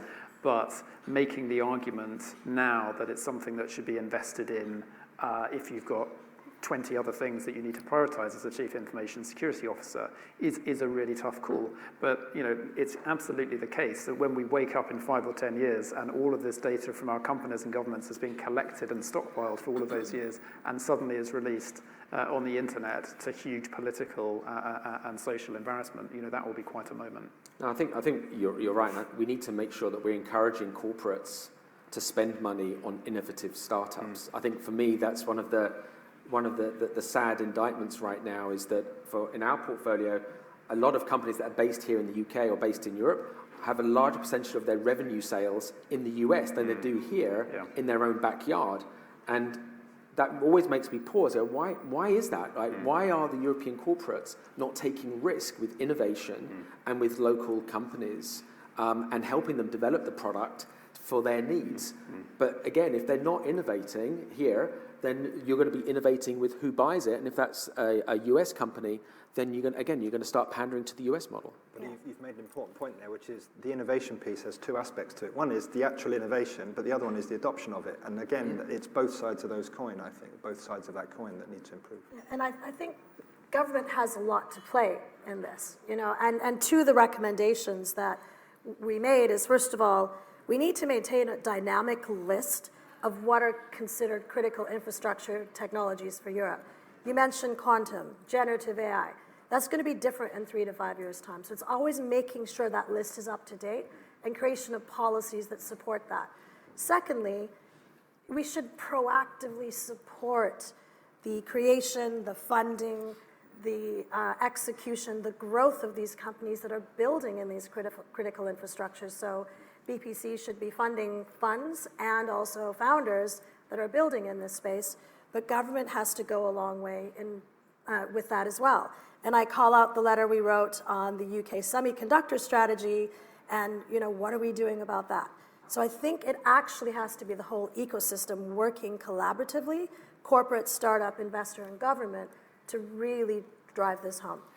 I'd really echo that and build on that, because I think it's just so true that we deliver what we measure. And there needs to be a much, much clearer demand signal from the top, from government, around why this stuff matters. Because if we don't, people will prioritize in other areas, and we will sleepwalk into a big problem. Exactly. And government's an interesting one, because, and I want to touch on that a little bit further. I was in Dubai recently, in Abu Dhabi, and I got absolutely blown away by the amount of conviction that the way they run their country and the way that they're investing is that they're going to be mega cities in the next few years, if they're not already. And obviously we live in a democracy where democracy has its ups and its downs. And one of the downs is that we get a change every year or every few months, it seems right now, of the minister who looks after the digital economy, or is digital part of culture and sport, or is it its own thing, right? We've had 11 ministers, haven't we? Something a bit crazy there. And it's like, well, and how can we get that conviction from government if we keep on churning? Is what other structure should we be thinking about to make sure that we can deliver on this? And maybe Ian, I'll throw it to you, because BPC is here. It's been here for a while. It's going to be here in the future. So you must have a very key role to play in that stability. Yeah, I mean, our programs, so when I started, I was investing in something called the Enterprise Capital Fund program, which has been going since 2005, so and that seeded a number of managers, so again, across different, sort of different administrations and so on. I mean, I think, just back to a point you made about 10-year plus funds, this is a really, really, really long-term asset class. I mean, it's really, 10 is just the start. I mean, let's be honest, most of the time, funds roll on. So even the standard LP structure, which I don't know why, but people tend to think as not being patient, tends to rumble on for years, and it's not unusual for it to be 15 plus years. Some of the funds I've invested in I've seen a heck of a lot of history, and that can be a challenge for institutional investors. Interestingly enough, if you look at, for example, your model, Josh, actually we're starting to see a few more patient capital type of structures. Molten's a good example that we're an investor in, and sort of private company type structures. But I think whichever way you cut it, you can't get away from the fact this takes a long time, and I think that the period we've been in the market's probably given an unfair impression of just how long term and how difficult venture can be, actually. And just to build on that a little bit, as VC funds have to raise capital every few years, right? We raise the fund, we spend the money, we look at our performance, we share our performance with our LPs, we ask our LPs for more money, or we look for more LPs to give us some money. And so performance counts, your track record counts. And in a world where historically VCs have been investing in SaaS-based businesses, where you've seen multiples and up rounds, and suddenly on paper your fund looks amazing with a great multiple after a couple of years, and that's great marketing materials to go and raise the next fund and get more capital in again. We with deep tech and with critical infrastructure, to your point, it's patient. So the performance in your fund is going to get skewed, surely, if you decide to do the right thing. And are you going to get penalized for doing the right thing? Like, how does BPC and how do, I guess, Bindi and yourself, Josh, think about attracting capital from LPs when you're in a league table against other VCs who may not take the same view and may be looking for nearer term performance gains? But maybe, Ian, I'll ask you first. That's a tough one. Yeah, it is. I mean, you just have to go through it, line by line. I mean, it's really difficult, even in the good times. In fact, particularly in the good times, when everybody's track record looked fantastic that walked through our door, you have to kind of go through the kind of underlying dynamics of that. But again, I think that tends to be a real challenge in particular for more emerging managers, because they've only got one or two funds really to go on. So actually the kind of, in the long term, Steve, and the answer to the conundrum is long-term sustainable franchises of managers that by the time you get onto fund 4, 5, 6, 7, you've got that kind of track record. But one of the things that can often be a great shame is people feel pushed towards liquidity and realizations perhaps too soon in the name of encouraging kind of people to invest with them, which I think is a question. Sort of echoing that, I think the reality is we are driven by our exits, our track record. The LPs look at that. And Moulton, we're also an LP and have invested in 75 plus emerging managers. But we do look at track record. So I guess the question is, how do we change the behavior and the insight of the entire value chain from LPs to VCs?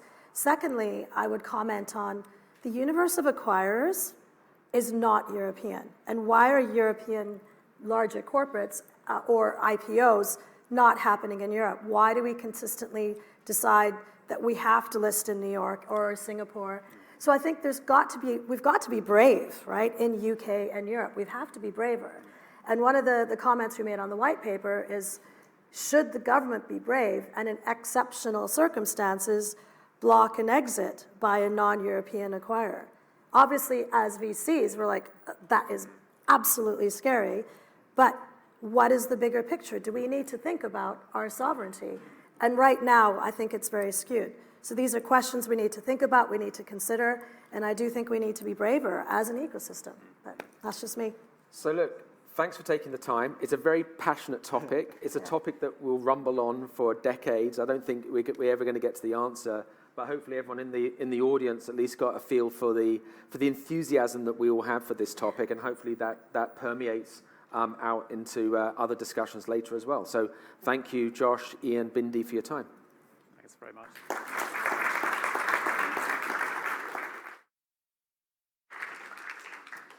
Stephen, thank you very much. Thank you to your guest there as well.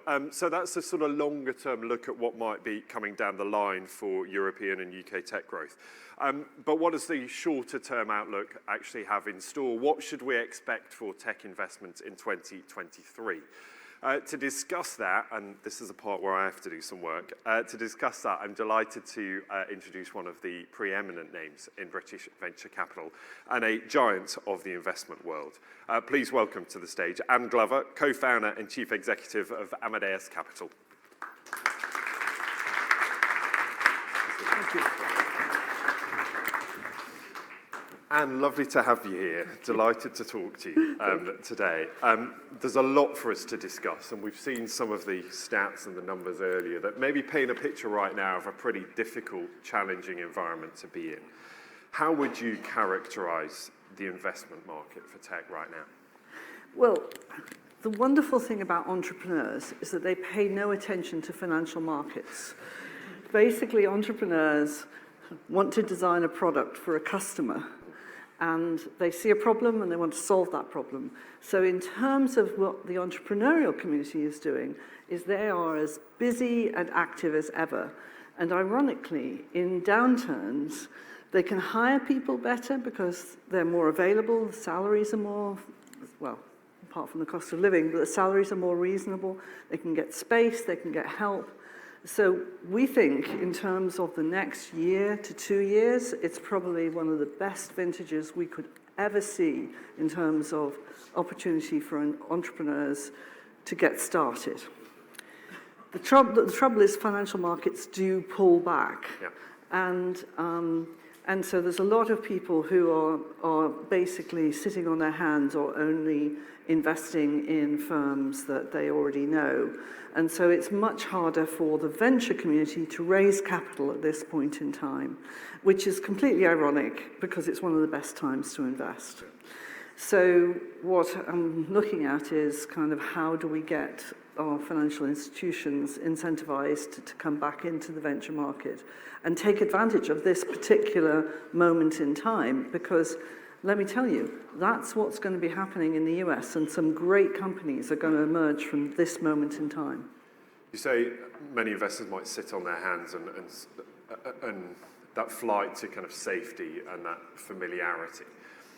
Is the question then about requiring firms to make the case more strongly, to sell themselves a bit better, and to convince the investors that this is a safe bet? No, I don't think so, because all venture is risky, so I don't think you can persuade people to take risk by claiming it's safer. That doesn't work. No, you have to explain to the owners of capital that taking some risk with a small sliver of what their total assets in the long run is going to deliver better returns. That's what you have to make the case for. So it's really the asset allocators who are the ones who are being most conservative. It's not either the VCs or the entrepreneurs. I just want to touch briefly, and we've touched on it already today, SVB's collapse. And you made the point to me, this is not about tech. No. It is about banking. Just elaborate. It was a banking 101 failure, unbelievably irresponsible, frankly, by the senior management of SVB in California. And, you know, they took their cash deposits from VCs and tech funds and put them into 30-year mortgage bonds that fell in value when interest rates went up. And they didn't hedge the interest rate. I mean, this is really basic banking. It's nothing to do with the tech community. The tech community was impacted.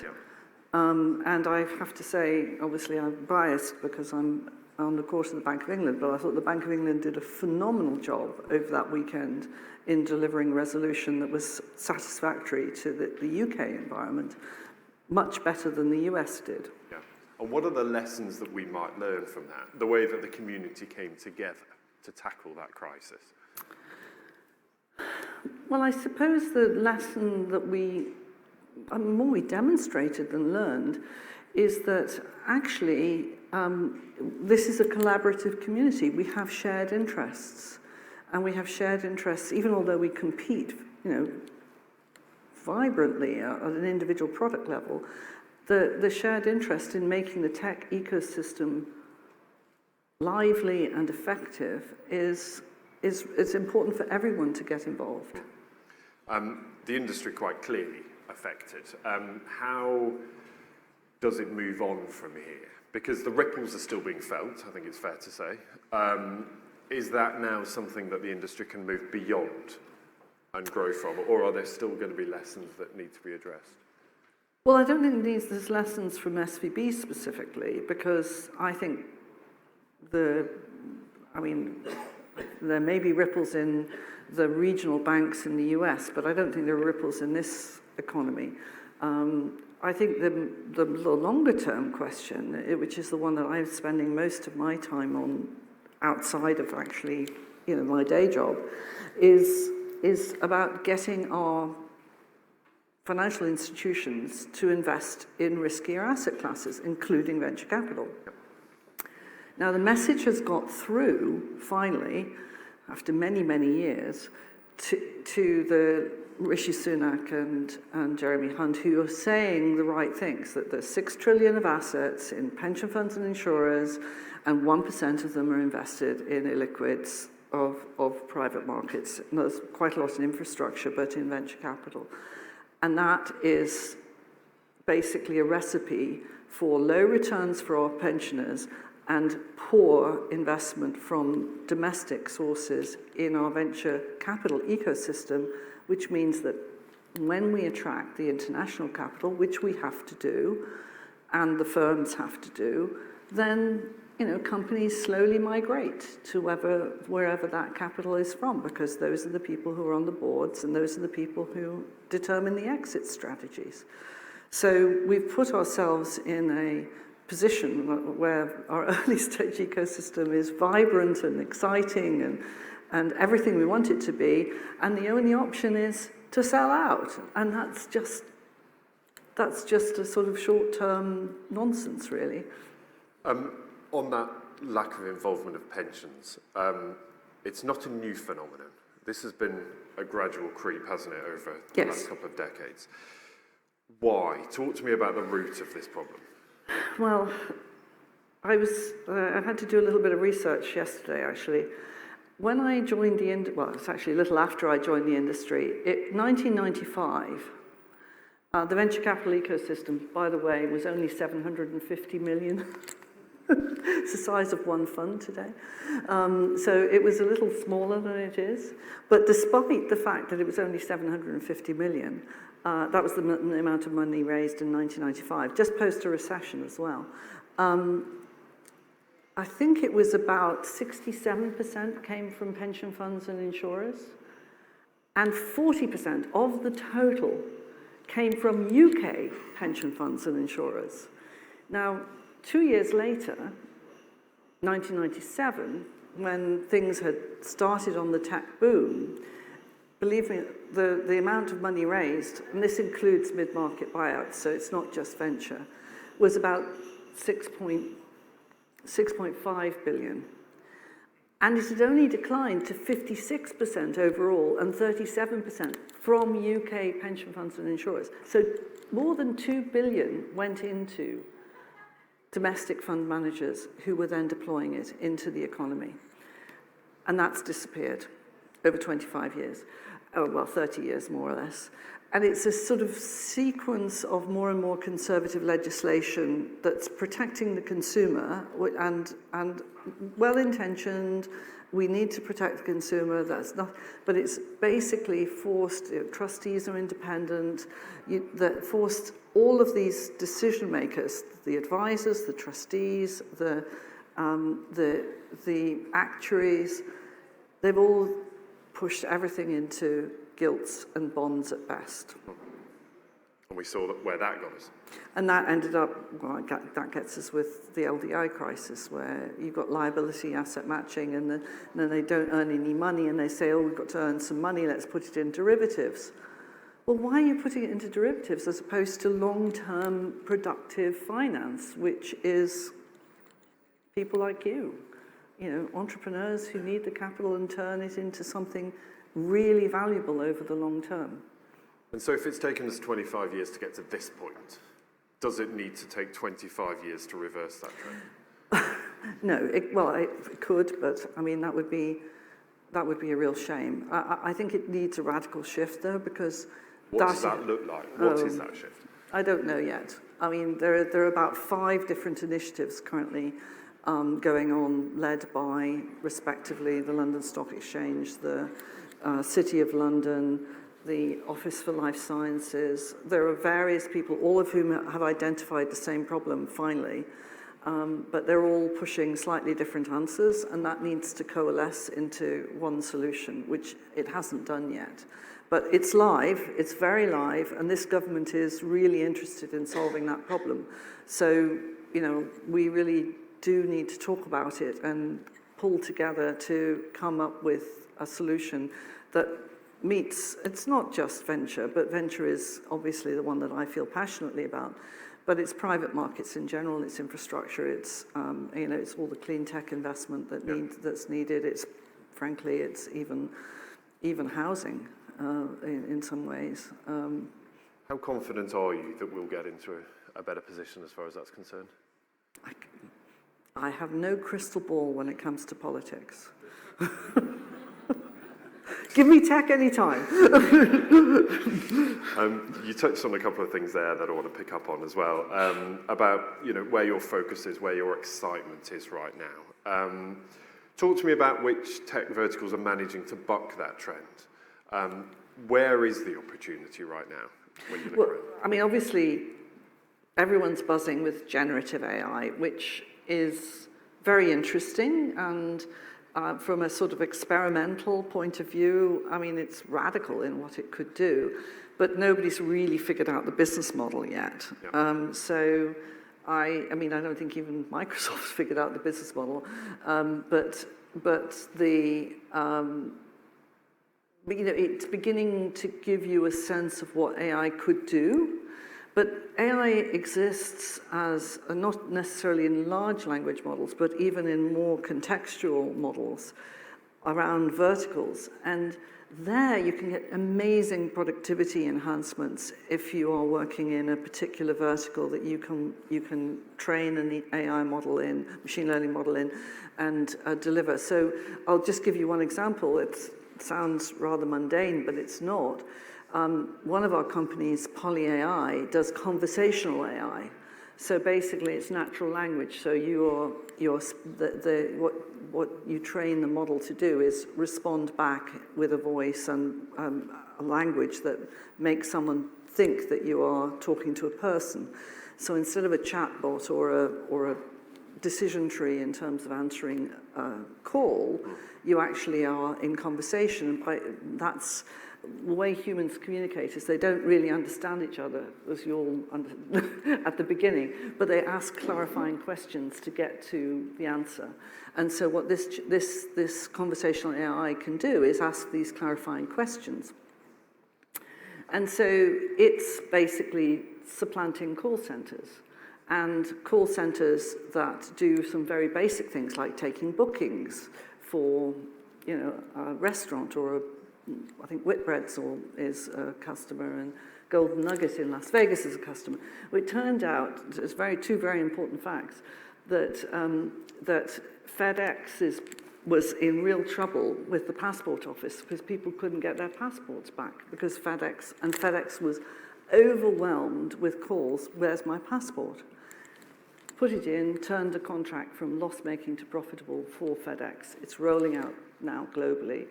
A very specific need, very specific context, and it's worked really well. It's also working really well for the National Savings and Investment Office, which is where your premium bonds are. And it turns out that 25% of the calls around premium bonds are when people are bereaved because okay, so-and-so's got a bond, we don't know what to do with it. The conversational AI can listen for the word bereaved, change the tone of voice, change the language, say, I'm really sorry to hear about your loss. People can conclude a call and not realize that they've not spoken to a human being. And still feel good at the end of it. So I'm using this as an example because it's narrow, it's call centers.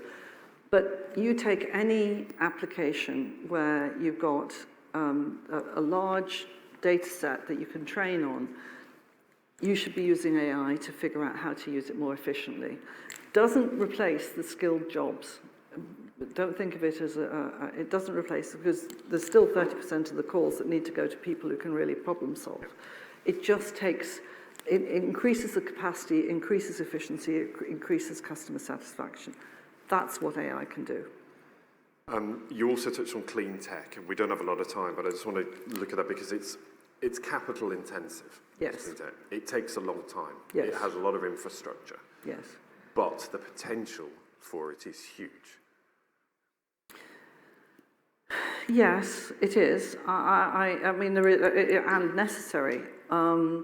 But the issue for venture is, can you find the capital light models that make a big difference? And so that could be algorithms that manage the grid better because you're working in an environment where you've got distributed power that's feeding back in and that destabilizes everything, or where you have to add storage remotely in order to help with the sort of cyclicality of the power surges from the wind farms or the solar farms. So there are places that you can find venture type models, but it's not a universal venture winner. I think if you go into too capital intensive, you're going to get yourself in trouble. I think the government and large infrastructure players have to step forward and solve the big problems like how are you going to power ships? That has to be solved. And that's you might be able to find something interesting in agri-tech that solves the methane problem from cows, but you can't solve the ship problem unless you work with really large capital-intensive companies. And a brief final word, if you will. I mean, we're sat here East, amazing businesses that are doing some incredible things here. Talk to me, though, about the rest of the UK. Where are you excited about? Where is that growth coming from? Well, I mean, I think this is where our university system is a real strength, because, the great thing about the UK is that it has a lot of world-class universities. I mean, and they're all over the place. They are learning the spin-out model. I mean, I think I have to say I'm biased, but I think Cambridge has led the way on the spin-out model. But there's some real intention to help universities figure out how to do tech transfer well. And they can be the anchor for the clusters in particular fields because they have world-class strengths in certain dimensions. Edinburgh's fantastic in informatics.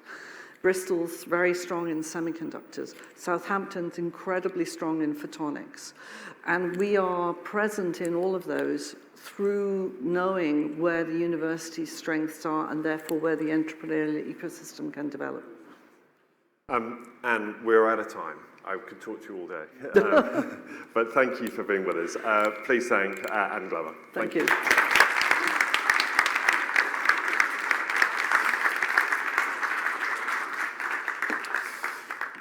So plenty more to fit in over the course of the next sort of 45 minutes or so. So my thanks there to Anne. I also want us to focus on another issue that's dominating tech and investment right now, and that, of course, is diversity. And the role of female founders. What barriers are there that still remain? What does the industry need to do to finally break through? So for our next panel, please welcome moderator Veena Ma, who's a consultant at Spencer Stuart, and her panelists Sarah Turner, the chief executive and co-founder of Angel Academy. That's an angel investment network focused on investing in female founders. Nikita Thakrar, who is chief executive and co-founder of Included VC. Sylvia Elias, who's co-lead of Tech Spain Advocates, and Cynthia Davis, founder and chief executive of the Diversifying Group, a D&I services organization. Welcome to you all.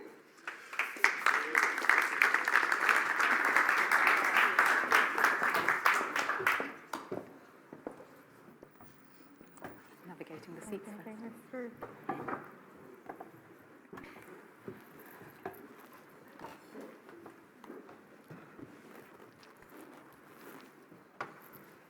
Hello, everyone, and thank you so much for the introduction.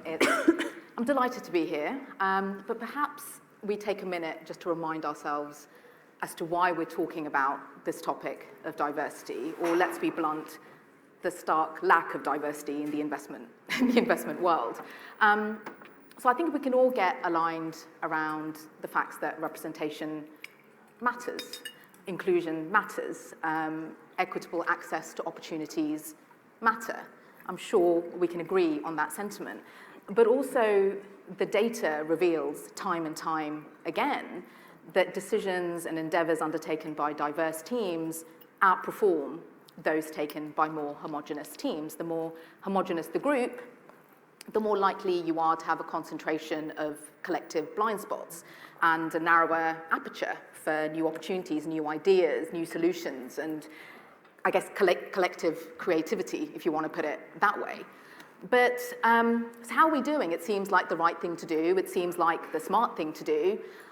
If anyone has read Atomico's latest report, it seems like only 1% of funding went to all-female founded teams, which is slightly depressing, given that it was 3% in 2020. So given the current economic climate, the softness, to put it mildly, in funding, do we need to brace ourselves for things getting worse before they hopefully get better? Because if it is the right thing to do, and it is the smart thing to do, particularly right now, where things are unstable and we need more creativity, why on earth are we not doing it? But I can't leave you with that, because we need some optimism, right? And I think there is cause for optimism, and all we have to do is look at this incredible panel of women to my right to know that if things need breaking, here are the women holding the sledgehammers. So really excited to get their perspectives, as I suspect you are too. So let's do it. So I'm going to ask each of you to introduce yourselves and perhaps share with the audience how you found yourself engaged in this topic. And if I may start with you, Sylvia, and then we'll work around and then we'll kick off. Sure. My name is Sylvia Elias. I'm a partner at Mavens, which is a Spanish law firm based in Madrid. I also co-lead Tech Spain Advocates, which is the Spanish chapter of Global Tech Advocates that you all know. Tech Spain Advocates is co-led by two women, and my law firm is led by 6 women out of 7. But in my day-to-day work, I see how female entrepreneurs are a minority, and on the other side of the table, investors female investors are a minority, especially in venture capitalists and private equity firms, which is mainly the investors I have contact with. So that's my experience in this diversity question about investors. Thank you, Veena. Hi, everyone. Delighted to be here. So I run a diversity and inclusion consultancy services organisation, and I suppose it's my day job to really talk to organisations that are thinking about diversity and how they can diversify their teams and looking at different kind of ways that they can break some of the barriers that exist. So this is something that's really close to my heart, but also as an entrepreneur that runs 2 successful businesses and somebody going through a funding round myself, I know some of the challenges that, especially women face when it comes to funding. So it's something that I'm hoping today we can, bust some of those myths that are out there when it comes to funding women. I'm Nikita. I'm the co-founder and CEO of Included VC. It's the first of its kind globally fully funded fellowship, which gets underrepresented talent, so age, gender, race, belief system, neurodiversity, you name it, into venture capital. And it's been 4 years in the running, and then I think we're doing quite well. Very well. So I'm Sarah Turner. I'm an angel investor, background in technology. In 2014, I founded an angel network called Angel Academy, and we were the first of our kind to be encouraging women to become angel investors. I've been doing it for a couple of years, rarely saw another woman in the room and thought, why is this? Women in the UK own half the net wealth, so no financial reason we aren't participating. So we've been going since 2014. We've backed 47 female-founded businesses, all in tech and science. There's about 100 active angels in the network at any one time, but it's quite a lot bigger than that. Our diversity target is 30% men. That's mine. That's great. So Cynthia, if I may start with you. So you've seen it from a couple of different perspectives. You're an entrepreneur, you're a founder, you're in the room. Can you talk a little bit about your experience of being in those rooms, seeking investment, and perhaps provocatively how you think your experience is different because you're not a man? Yeah, that's a really interesting question, and I suppose, as I alluded to, I'm raising one of my businesses. My tech business is going through a Series A funding round, so it's been really, really interesting. Just being in certain kind of rooms, even when you have a really viable and profit-making kind of business, it's still not seen as very favourable when we're sitting in front of investors. And for me, there's a lot of questions that come to mind. I have spoken to a lot of women, again, in similar position to myself, who run very successful businesses who are also struggling to get investment. Why is that? And I think, for me, there's a lot of things that are in play here. I think bias sometimes plays a part of that women-led businesses are not always seen as investable kind of, businesses. Even when we've got traction, when we can actually show, they are very viable, we're still not getting the funding. And for me, personally, as a woman of colour, there's another layer. I think the stats that we've heard today, for me, are absolutely shocking, but, they are true. You can't run away from data. So there's still a lot of work that needs to be done. I think there's a lot of good intentions and a lot of talk, but I think we need action. We need to open those doors because the businesses are there. They are ready for investing. We just need the investment world to be ready to open their doors to us as well. And talking of action, Nikita, I have to come to you. I mean, you were quite gracious around what Included VC has been able to achieve, but these are tangible things. These are real things that you're able to shift through Included. So what do you think you've done right? How have you been able to make the change? And perhaps talk a little bit about so just to give everyone the context. So I think, just so everyone has a bit of context, we've been running for 4 years. We've had 3 cohorts, and for the first 3 years I was solo, and now I have another team member who's here, and that's a whole team of 2. Like, that's 2 whole people. And consistently over the last 3 cohorts, we've 87% of those fellows looking for a role in venture capital in over 40 countries in the world, we have got into venture capital. I'm not going to say the names, but anecdotally, that is larger than most leading business schools in America, in Europe, a very well-known one in London. And I truly, truly believe the only reason that's possible is because we are obsessed. That is it. If you ask me, like, why, what's the secret? Yes, we have one goal. We're going to get you into venture capital. I don't get any carry, although I think they may name yachts after me if they all become partners one day and have their own funds. So there is a vested interest in that. But I truly, truly believe we're obsessed. My only life mission, and my colleagues as well, is we want to get you into venture capital, and we train our fellows so well to be like, when you get into venture, you get that ladder, and we got you there fully funded. Your life has changed. You take the ladder, you extend the ladder, and you make sure the founders that you invest in are different. If someone in your IC is like, no, we shouldn't invest in this person, you say, we need to take a step back. And when you have a voice, when you can hire, you then hire someone who's different. And I'm going to openly say this because I think it's fair. Everyone, mostly that we're a sponsored organization, we're not for profit, we are sponsored by white men. So as much as, and we have white men in our cohort, just so that everyone is aware. This isn't some sort of like us and them, but I truly believe that we've helped an opera singer who became a mother during our fellowship, who is now my beautiful goddaughter, get a role in venture capital. And her words to me, which will stay with me probably till the day I am no longer here, is, you changed the fortunes of my family. And that is one, now two people. If we can do it, then why is everyone else not doing it? That's a really, really good question. And while we kind of, I'm conscious that we've talked about the things that aren't working. So Sarah, I'm going to put a bit of pressure on you right now to kind of lift us out, along with Nikita, on, are there green shoots? Is there cause for optimism? Are there things that are perhaps trending in the right direction? You have this bird's eye view, right? Like of all of these entrepreneurs, all at different stages seeking funding. What have you observed? So first and foremost, I think the biggest change for me, because I've been talking about this for 10 years, is that, 10 years ago I'd been on a panel like this, it'd be right at the end of the event, all the men would get up and leave the room. So thank you Thanks for staying. Listen, We just start clapping for that.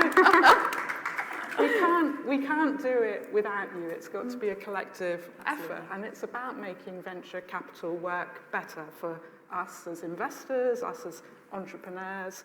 UK PLC, it's an amazing industry. We've got an amazing opportunity. We just need to make it work well. So we are funding the best opportunities, and the best opportunities come from everywhere, not necessarily the top universities or people who are already well connected. They come from every part of society, and I think that's a collective responsibility, and we clearly all feel it. That's why you're here. So that's great. I feel like I needed that. But Sylvia, so is Spain doing anything differently? Is there anything that we can learn from, or perhaps Spain can learn from the UK? You've got this, you can compare and contrast in a way that's incredibly helpful to us. I think that the overall situation is similar, but I saw a report recently issued by, there's room for optimism. I saw a report from an online publication which is very focused on the startup community called El Referente.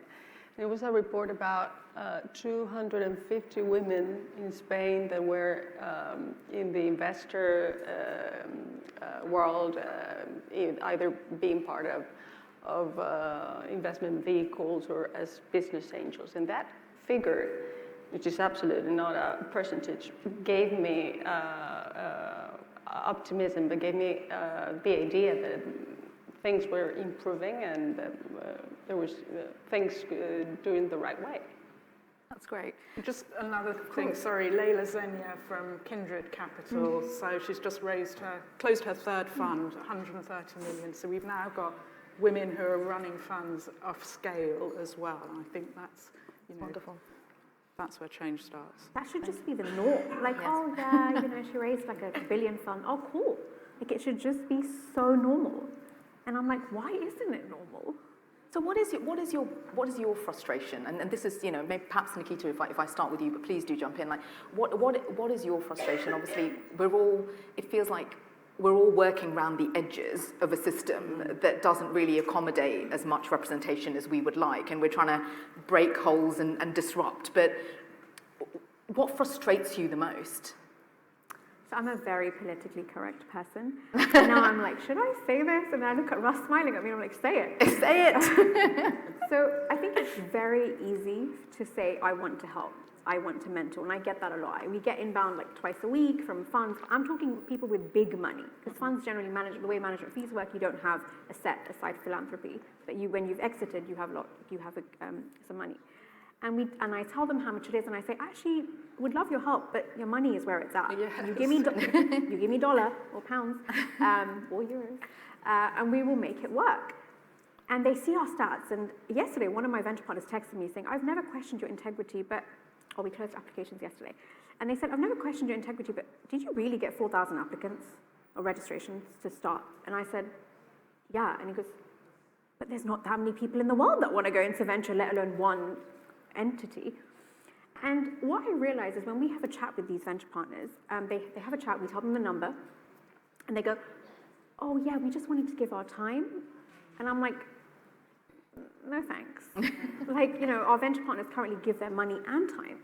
And so I think if you're a fund that really cares about making change, not for yourselves, not for, just for, because it's the right thing to do, find people like Included, like other things in the world, give it the money, give it your time, and I guarantee you, within 2 years, you will see a huge impact. We've got nearly 80 people into venture in 3 years. That's not a small number. And I have a big number for just this year alone, but I need the help, and I think people don't want to put, please, I should not have looked at Russ.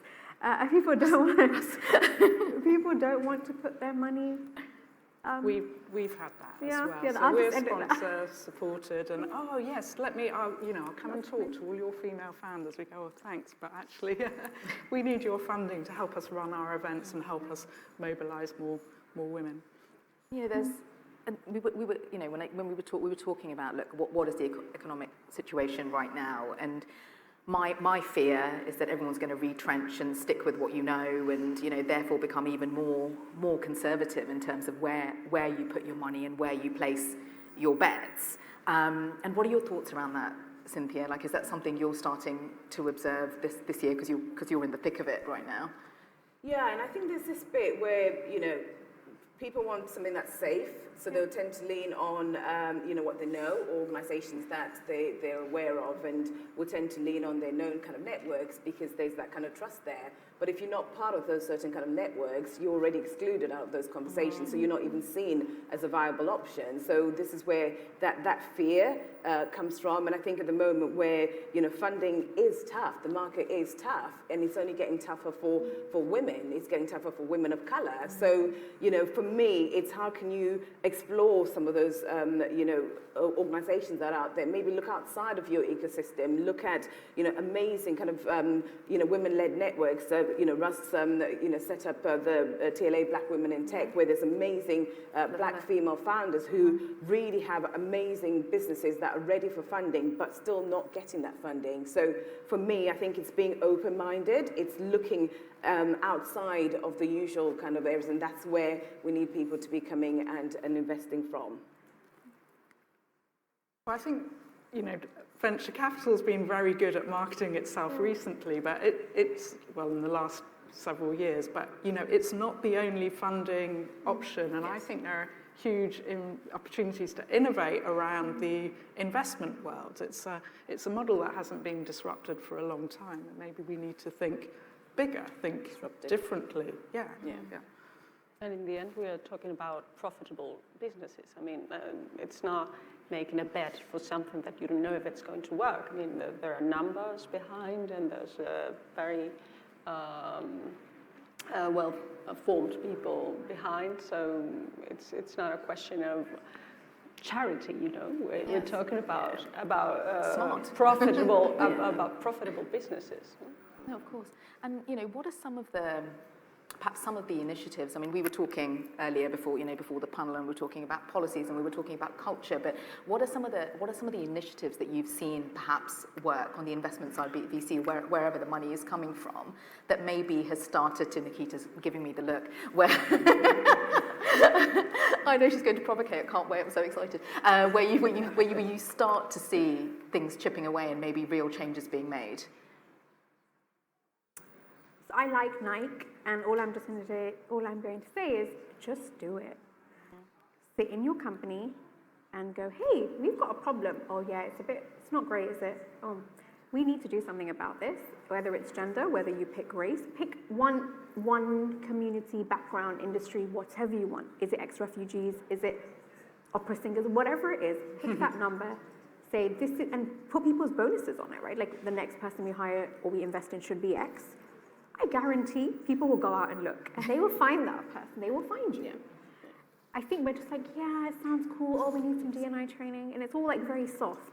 I guarantee you say to any of your associates, analysts, principals, partners, but it has to come top down. I don't believe this can go bottom up.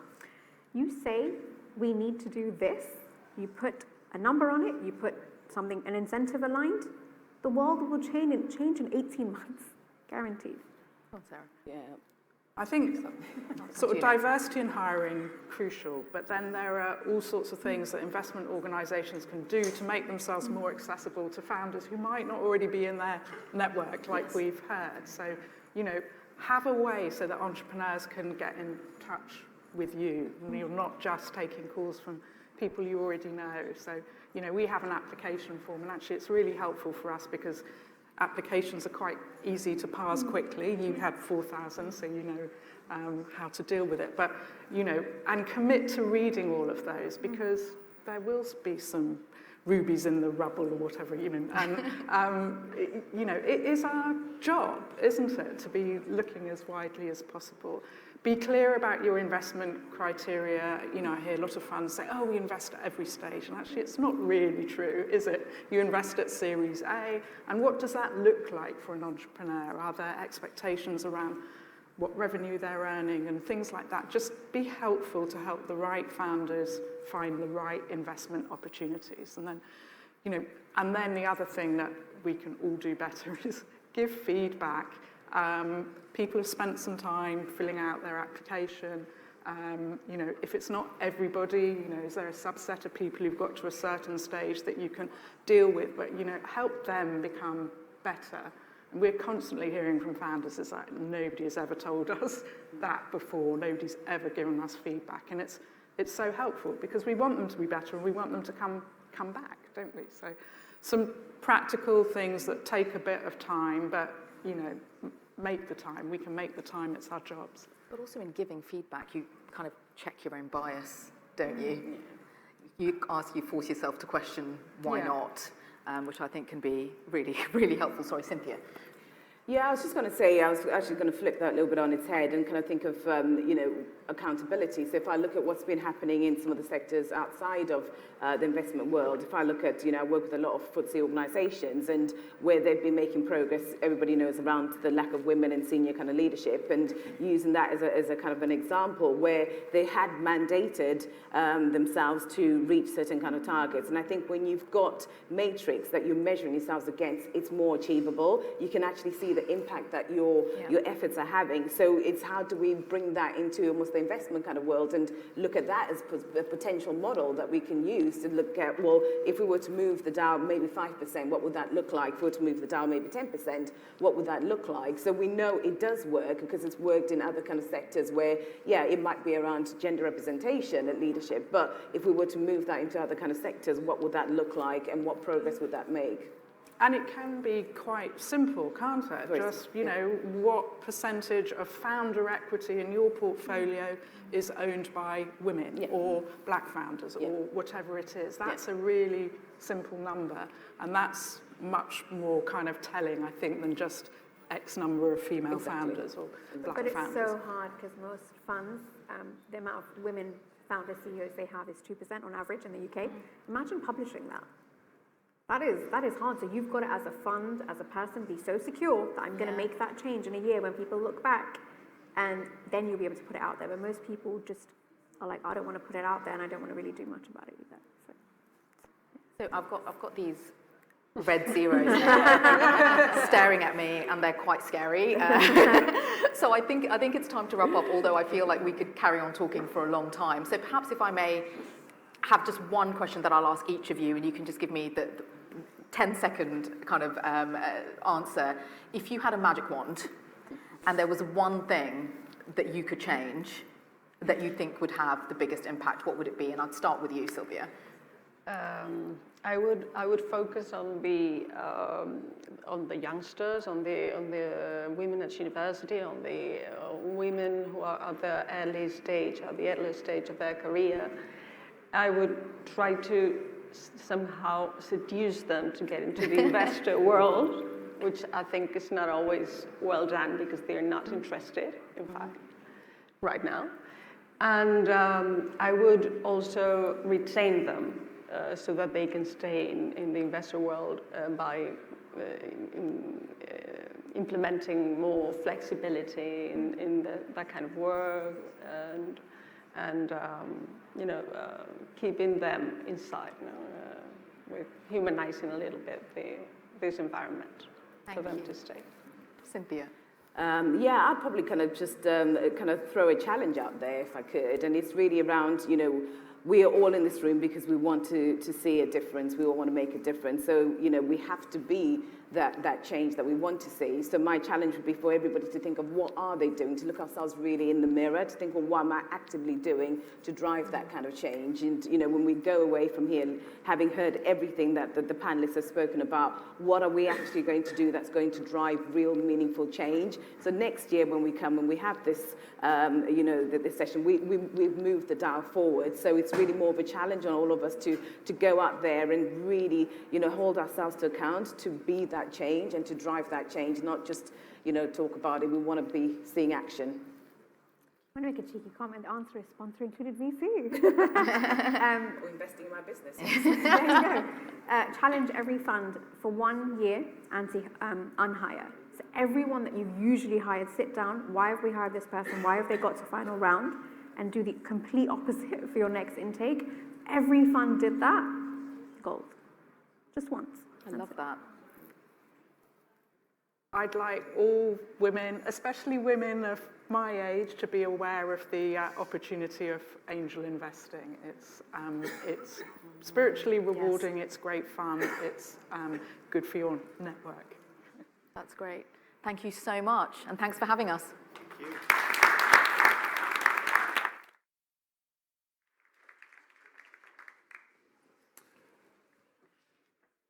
Lena, thank you so much, and thank you to your guests. We're just going to rearrange the stage slightly up here before we get on to our final session of the day. It's a really fascinating session, and I'm going to let the guests themselves introduce what they will talk about. So let me welcome to the stage Janet Coyle, who is the Managing Director of Business Growth for London and Partners. She leads a team in London and internationally, in China, in India, in North America, and in Europe, promoting London as a hub of diversity and a great place to invest and scale businesses. And with her is Saul Klein, one of the most distinguished voices in UK venture capital and a founder of Local Globe. That's an early-stage VC firm focused on helping London's most ambitious founders build cutting-edge tech businesses. So please welcome Janet and Saul.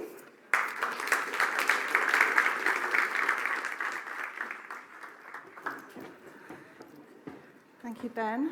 Hi, everyone. Hi, Ross. Thank you for having us. Here that we are the last session of the morning, so we'll try and keep it lively.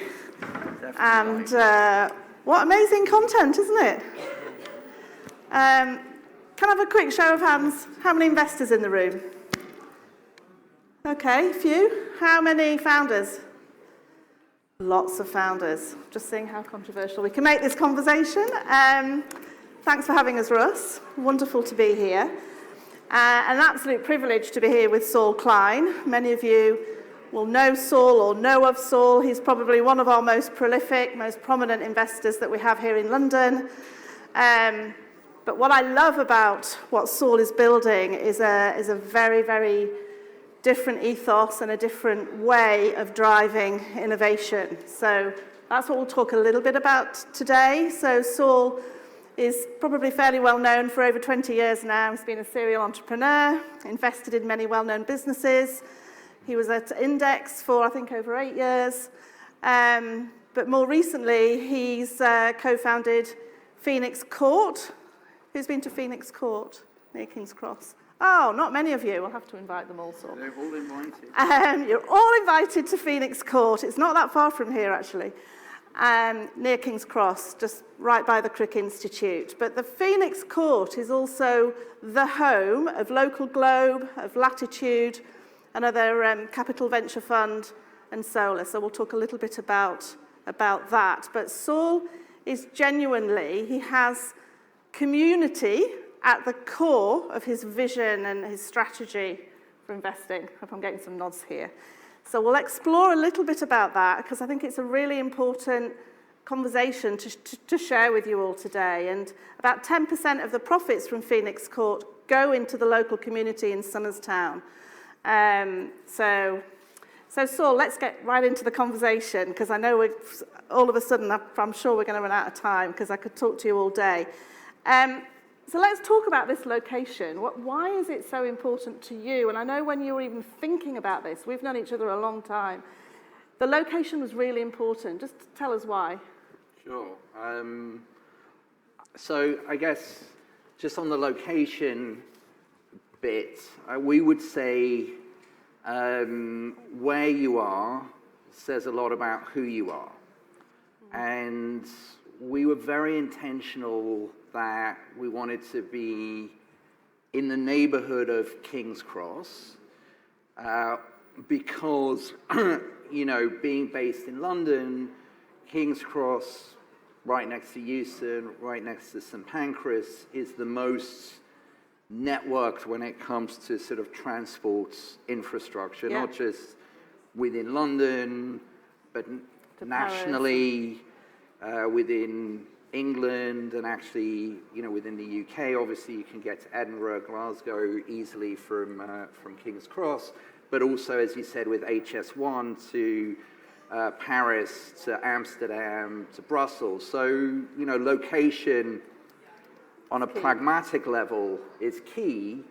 But what we also felt very strongly about, and we approached our local council, and we're in Camden Council, and we approached the council, and we said to them, if you can find us a location 5 minutes walk from the train station that's in need of regeneration, right, you know, we would be prepared to sort of invest in a refurb, but we want to be literally, not just metaphorically, on the side of the tracks that is about regeneration. So where we are, I don't talk about King's Cross because we're not in King's Cross. Okay, fair enough. We're not in St Pancras, we're not in Euston, we're in Somerstown. And the Somerstown ward, it's about 18,000 people, is one of the most deprived wards in London, but also therefore one of the most deprived wards in the UK. And to give you a sense of that, 5 out of 10 kids in Somerstown are on free school meals. 7 out of 10 kids in Somerstown have some form of social care, social support. And an adult male living in Somerstown lives 10 years less than an adult male living in Highgate, which, if people know their London geography, is about 10, 15 minutes away on the tube. So, you know, you cross the road and go to the other side of the tracks, and you're in Granary Square, you're in Coldrops Yard, you're at DeepMind, you're at Google, you're at Universal Music, Central St Martin's. Yeah. But, you know, one of Somerstown's most famous residents, Charles Dickens, wrote about a tale of two cities, and those cities were London and Paris. But actually, like those cities, when people come visit us, and really anyone who wants to come visit Phoenix Court, it's welcome. The whole point of the space is that it's not just for us, it's for the neighborhood. Community. Saul does a great tour as well, by the way. I'm trying to give like a text-based tour here. If you type this into Midjourney, it will like actually give you the visuals. You know, if you have a video transcript, like type this into Midjourney and see what it comes up with. I'd be fascinated to see.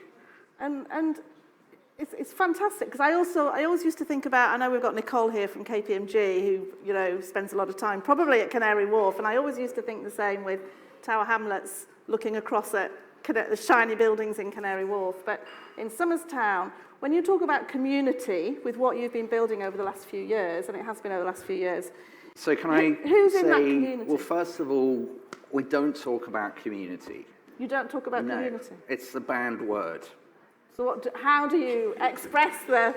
No, I did talk about community when I came to the neighbourhood.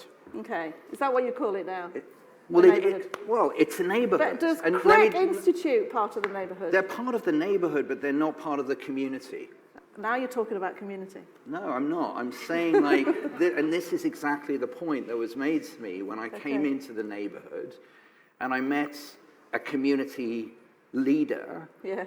And they said to me, look, the thing about a community is that the people who speak in a community are the people who have stood up to be elected for something. Yes. Local official, tenants association hall, but actually 90% of the neighbors don't speak up, and it's the 90% of the neighbors who don't speak up you actually need to be listening to and working with. And so she said to me, don't talk about community, talk about a neighborhood, because a neighborhood you physically co-inhabit with other people. Yeah. A community, you are sort of effectively self-selecting the other people who say, I give a shit. Or I am capable or able to, or have the capacity or the resources to stand up.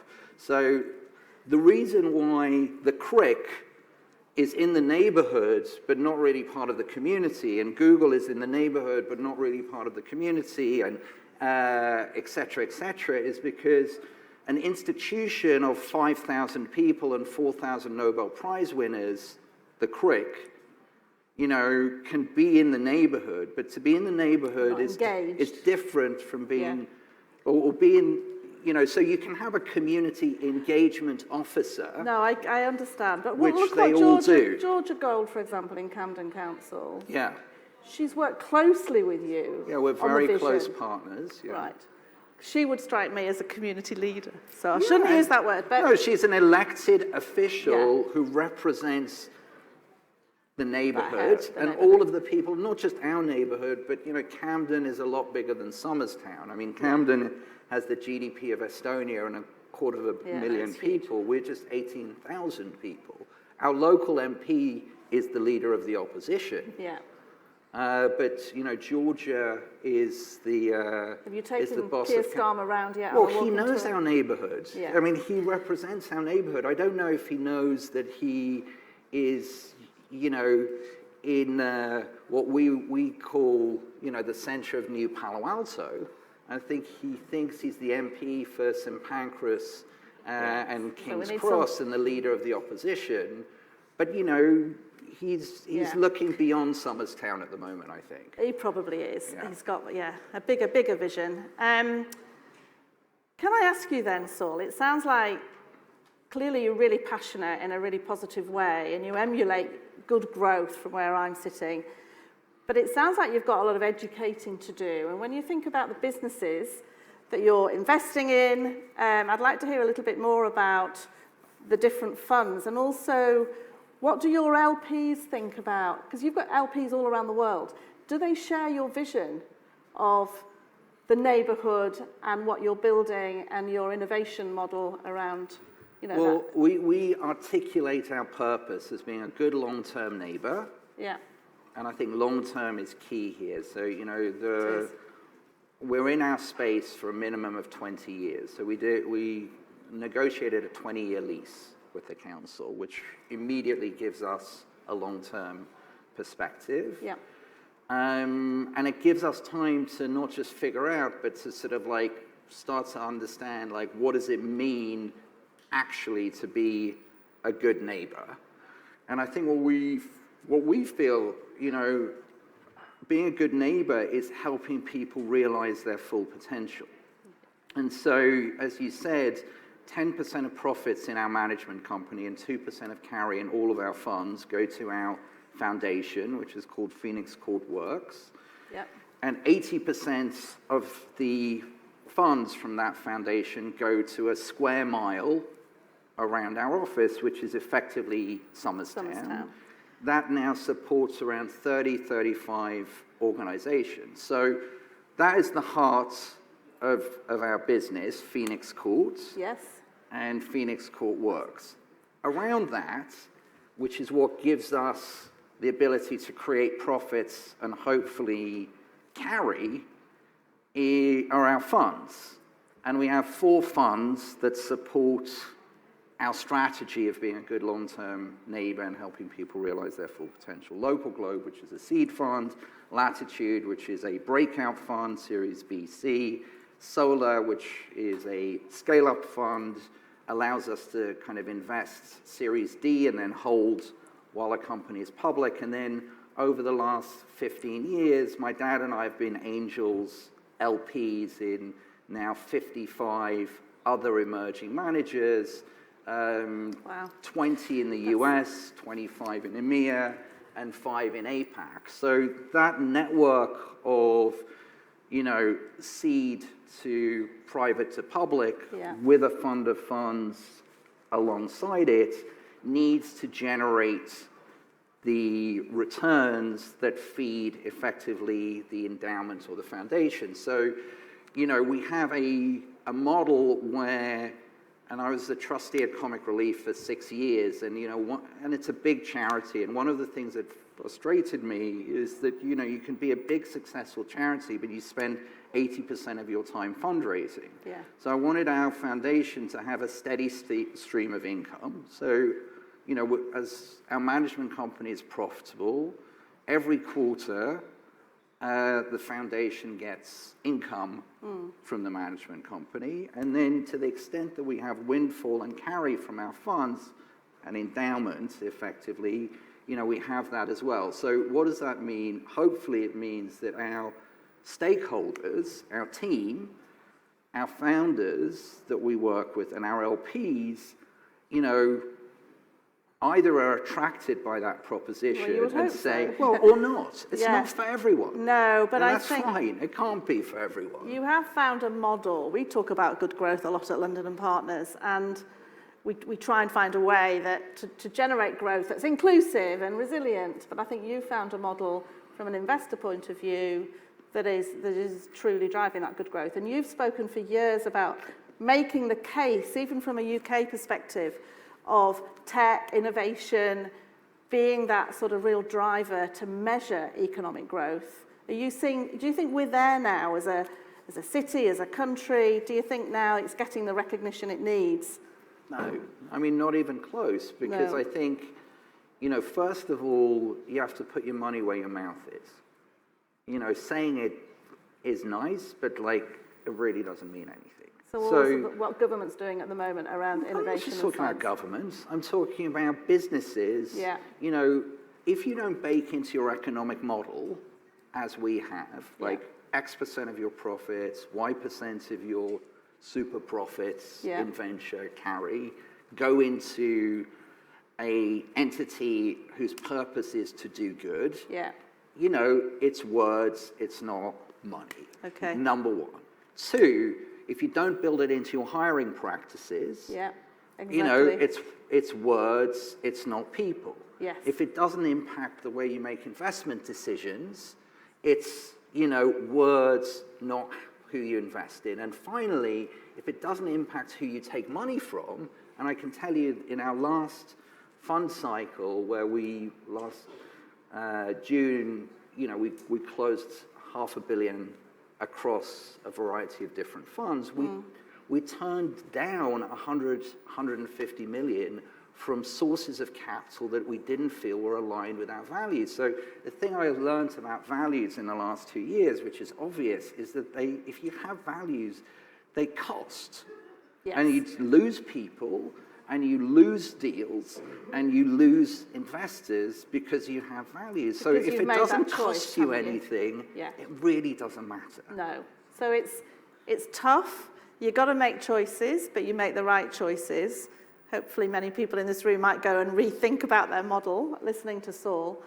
But also, when we think about maybe moving from the neighborhood to the wider tech ecosystem, and I remember a few weeks ago when we had and I know it's been mentioned today, Silicon Valley Bank and that crisis, and I was WhatsApping Saul and saying, a lot of our community are needing help. Russ was amazing. I mean, there was a lot of real positives about our ecosystem over that weekend.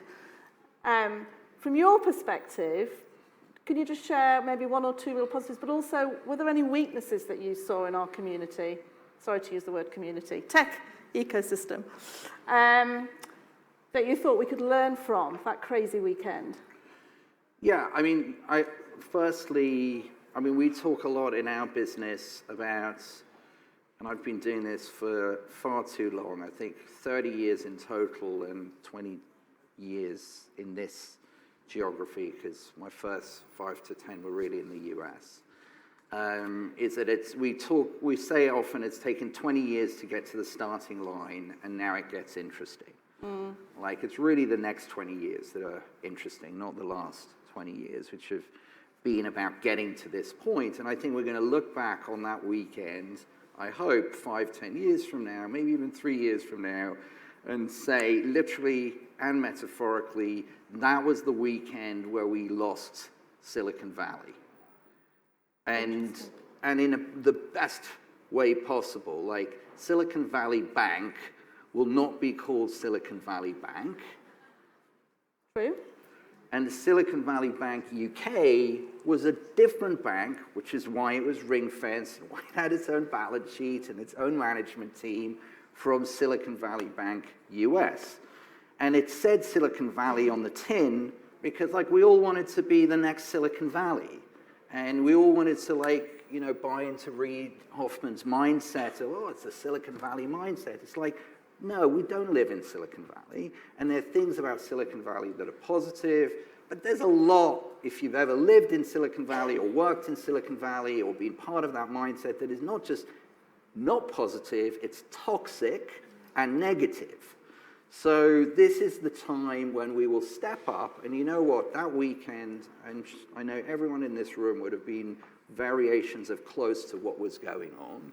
It wasn't always going to end the way it ended on Monday morning, which was basically, we now, and by we I mean the UK, are now home to the only functional specialist tech and life sciences bank with 700 staff in the world.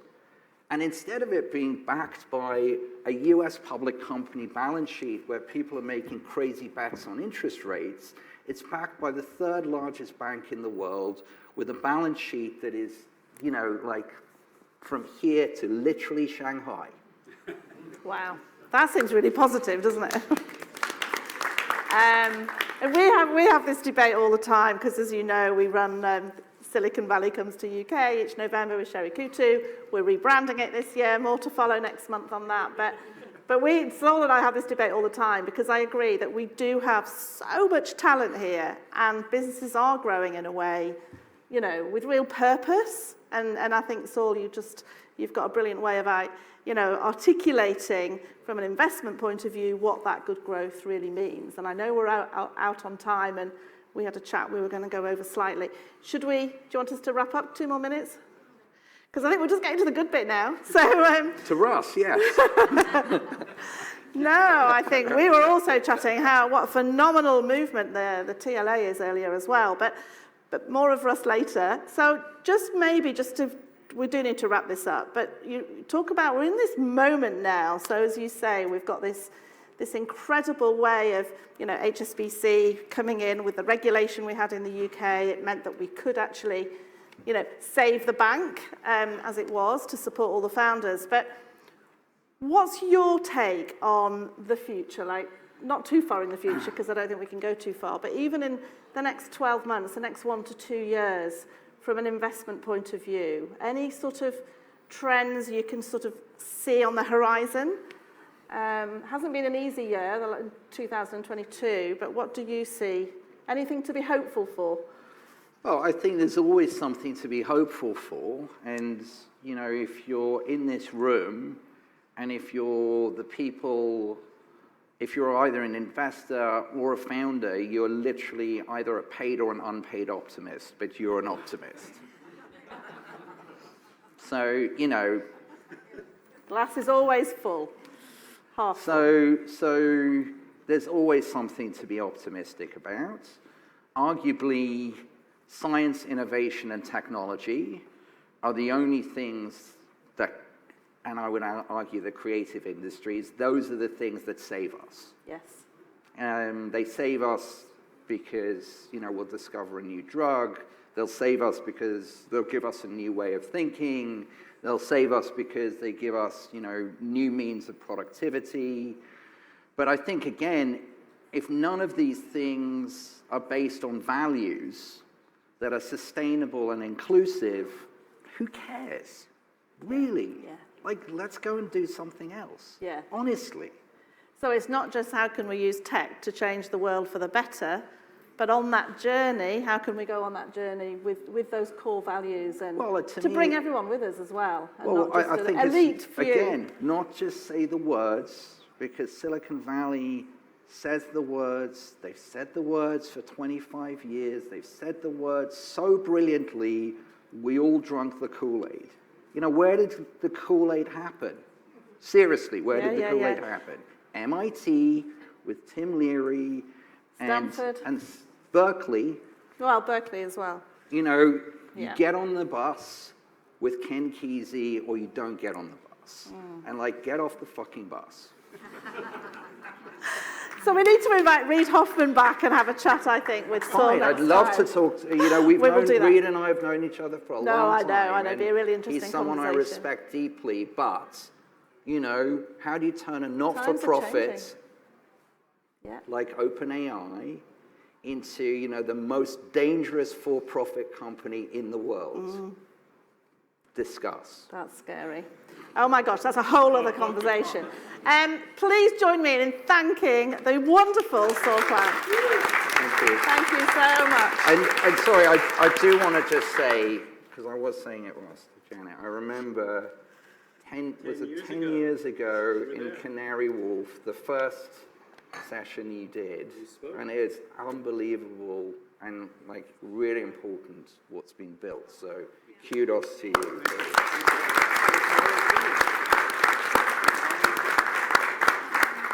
So you're going to hear from Russ now, who's going to be closing today's incredible event. But just before I hand over to Russ, I just want to say how excited I am personally to be working very closely with Russ and the Global Tech Advocates team, as we are co-founders of London Tech Week. That's rapidly approaching on the week of the 12th of June. So Russ and I, so London and Partners, Tech London Advocates, and together with Informa Tech Founders, we're all partners, co-founders of London Tech Week. So you'll hear a little bit from Russ now, but all I would say from my perspective, please lean in, get involved, register. TLA do an incredible amount of work around this festival and all the fringe events as well. We're going to be promoting all the TLA activity really widely, but just a little plug for London Tech Week. Thanks, everybody. Janet, Saul, thank you so much. And you've done my job for me, which is wonderful. No, you're absolutely fine. It's just for me to say thank you to everyone today. And the final word, of course, goes to Russ. So much that we've got through today. So just to wrap up and kind of give us his thoughts on today, please welcome back Russ. Thank you, Ben. Thank you for being with us and holding us all together for 3 and a bit hours. Fellow advocates, thank you for being with us today and sticking with us. I know we've run a little bit over, but hopefully worthwhile, especially that last session with Janet and Saul. Wow, what gems came out of that, right? I hope you have a better understanding of the tech investment landscape and what's on the horizon. My thanks to Ben, the speakers, and to all the sponsors, including Here East, Lakestar, and Bowhurst, along with Future Energy Ventures, GP, KPMG, Credit Suisse, Pennington's Manchester Cooper, Digital Realty, Shoesmiths, Spencer Stewart, Hiscox, and Gigamon. Now, as I said at the start, I'd like to just close with some brief announcements. You've just heard from Janet about London Tech Week. It's our 10th anniversary, so we've got some really big plans in place for that. I know the Prime Minister is planning to open London Tech Week, which is fantastic. And I know that many TLA and GTA groups will be hosting events throughout the week. So as Janet said, please register and get involved if you can.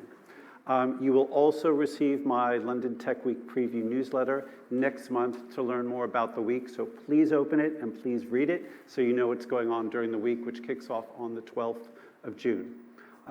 We now have 30 groups in our Global Tech Advocates community, and I estimate that we have at least 30,000 advocates around the world.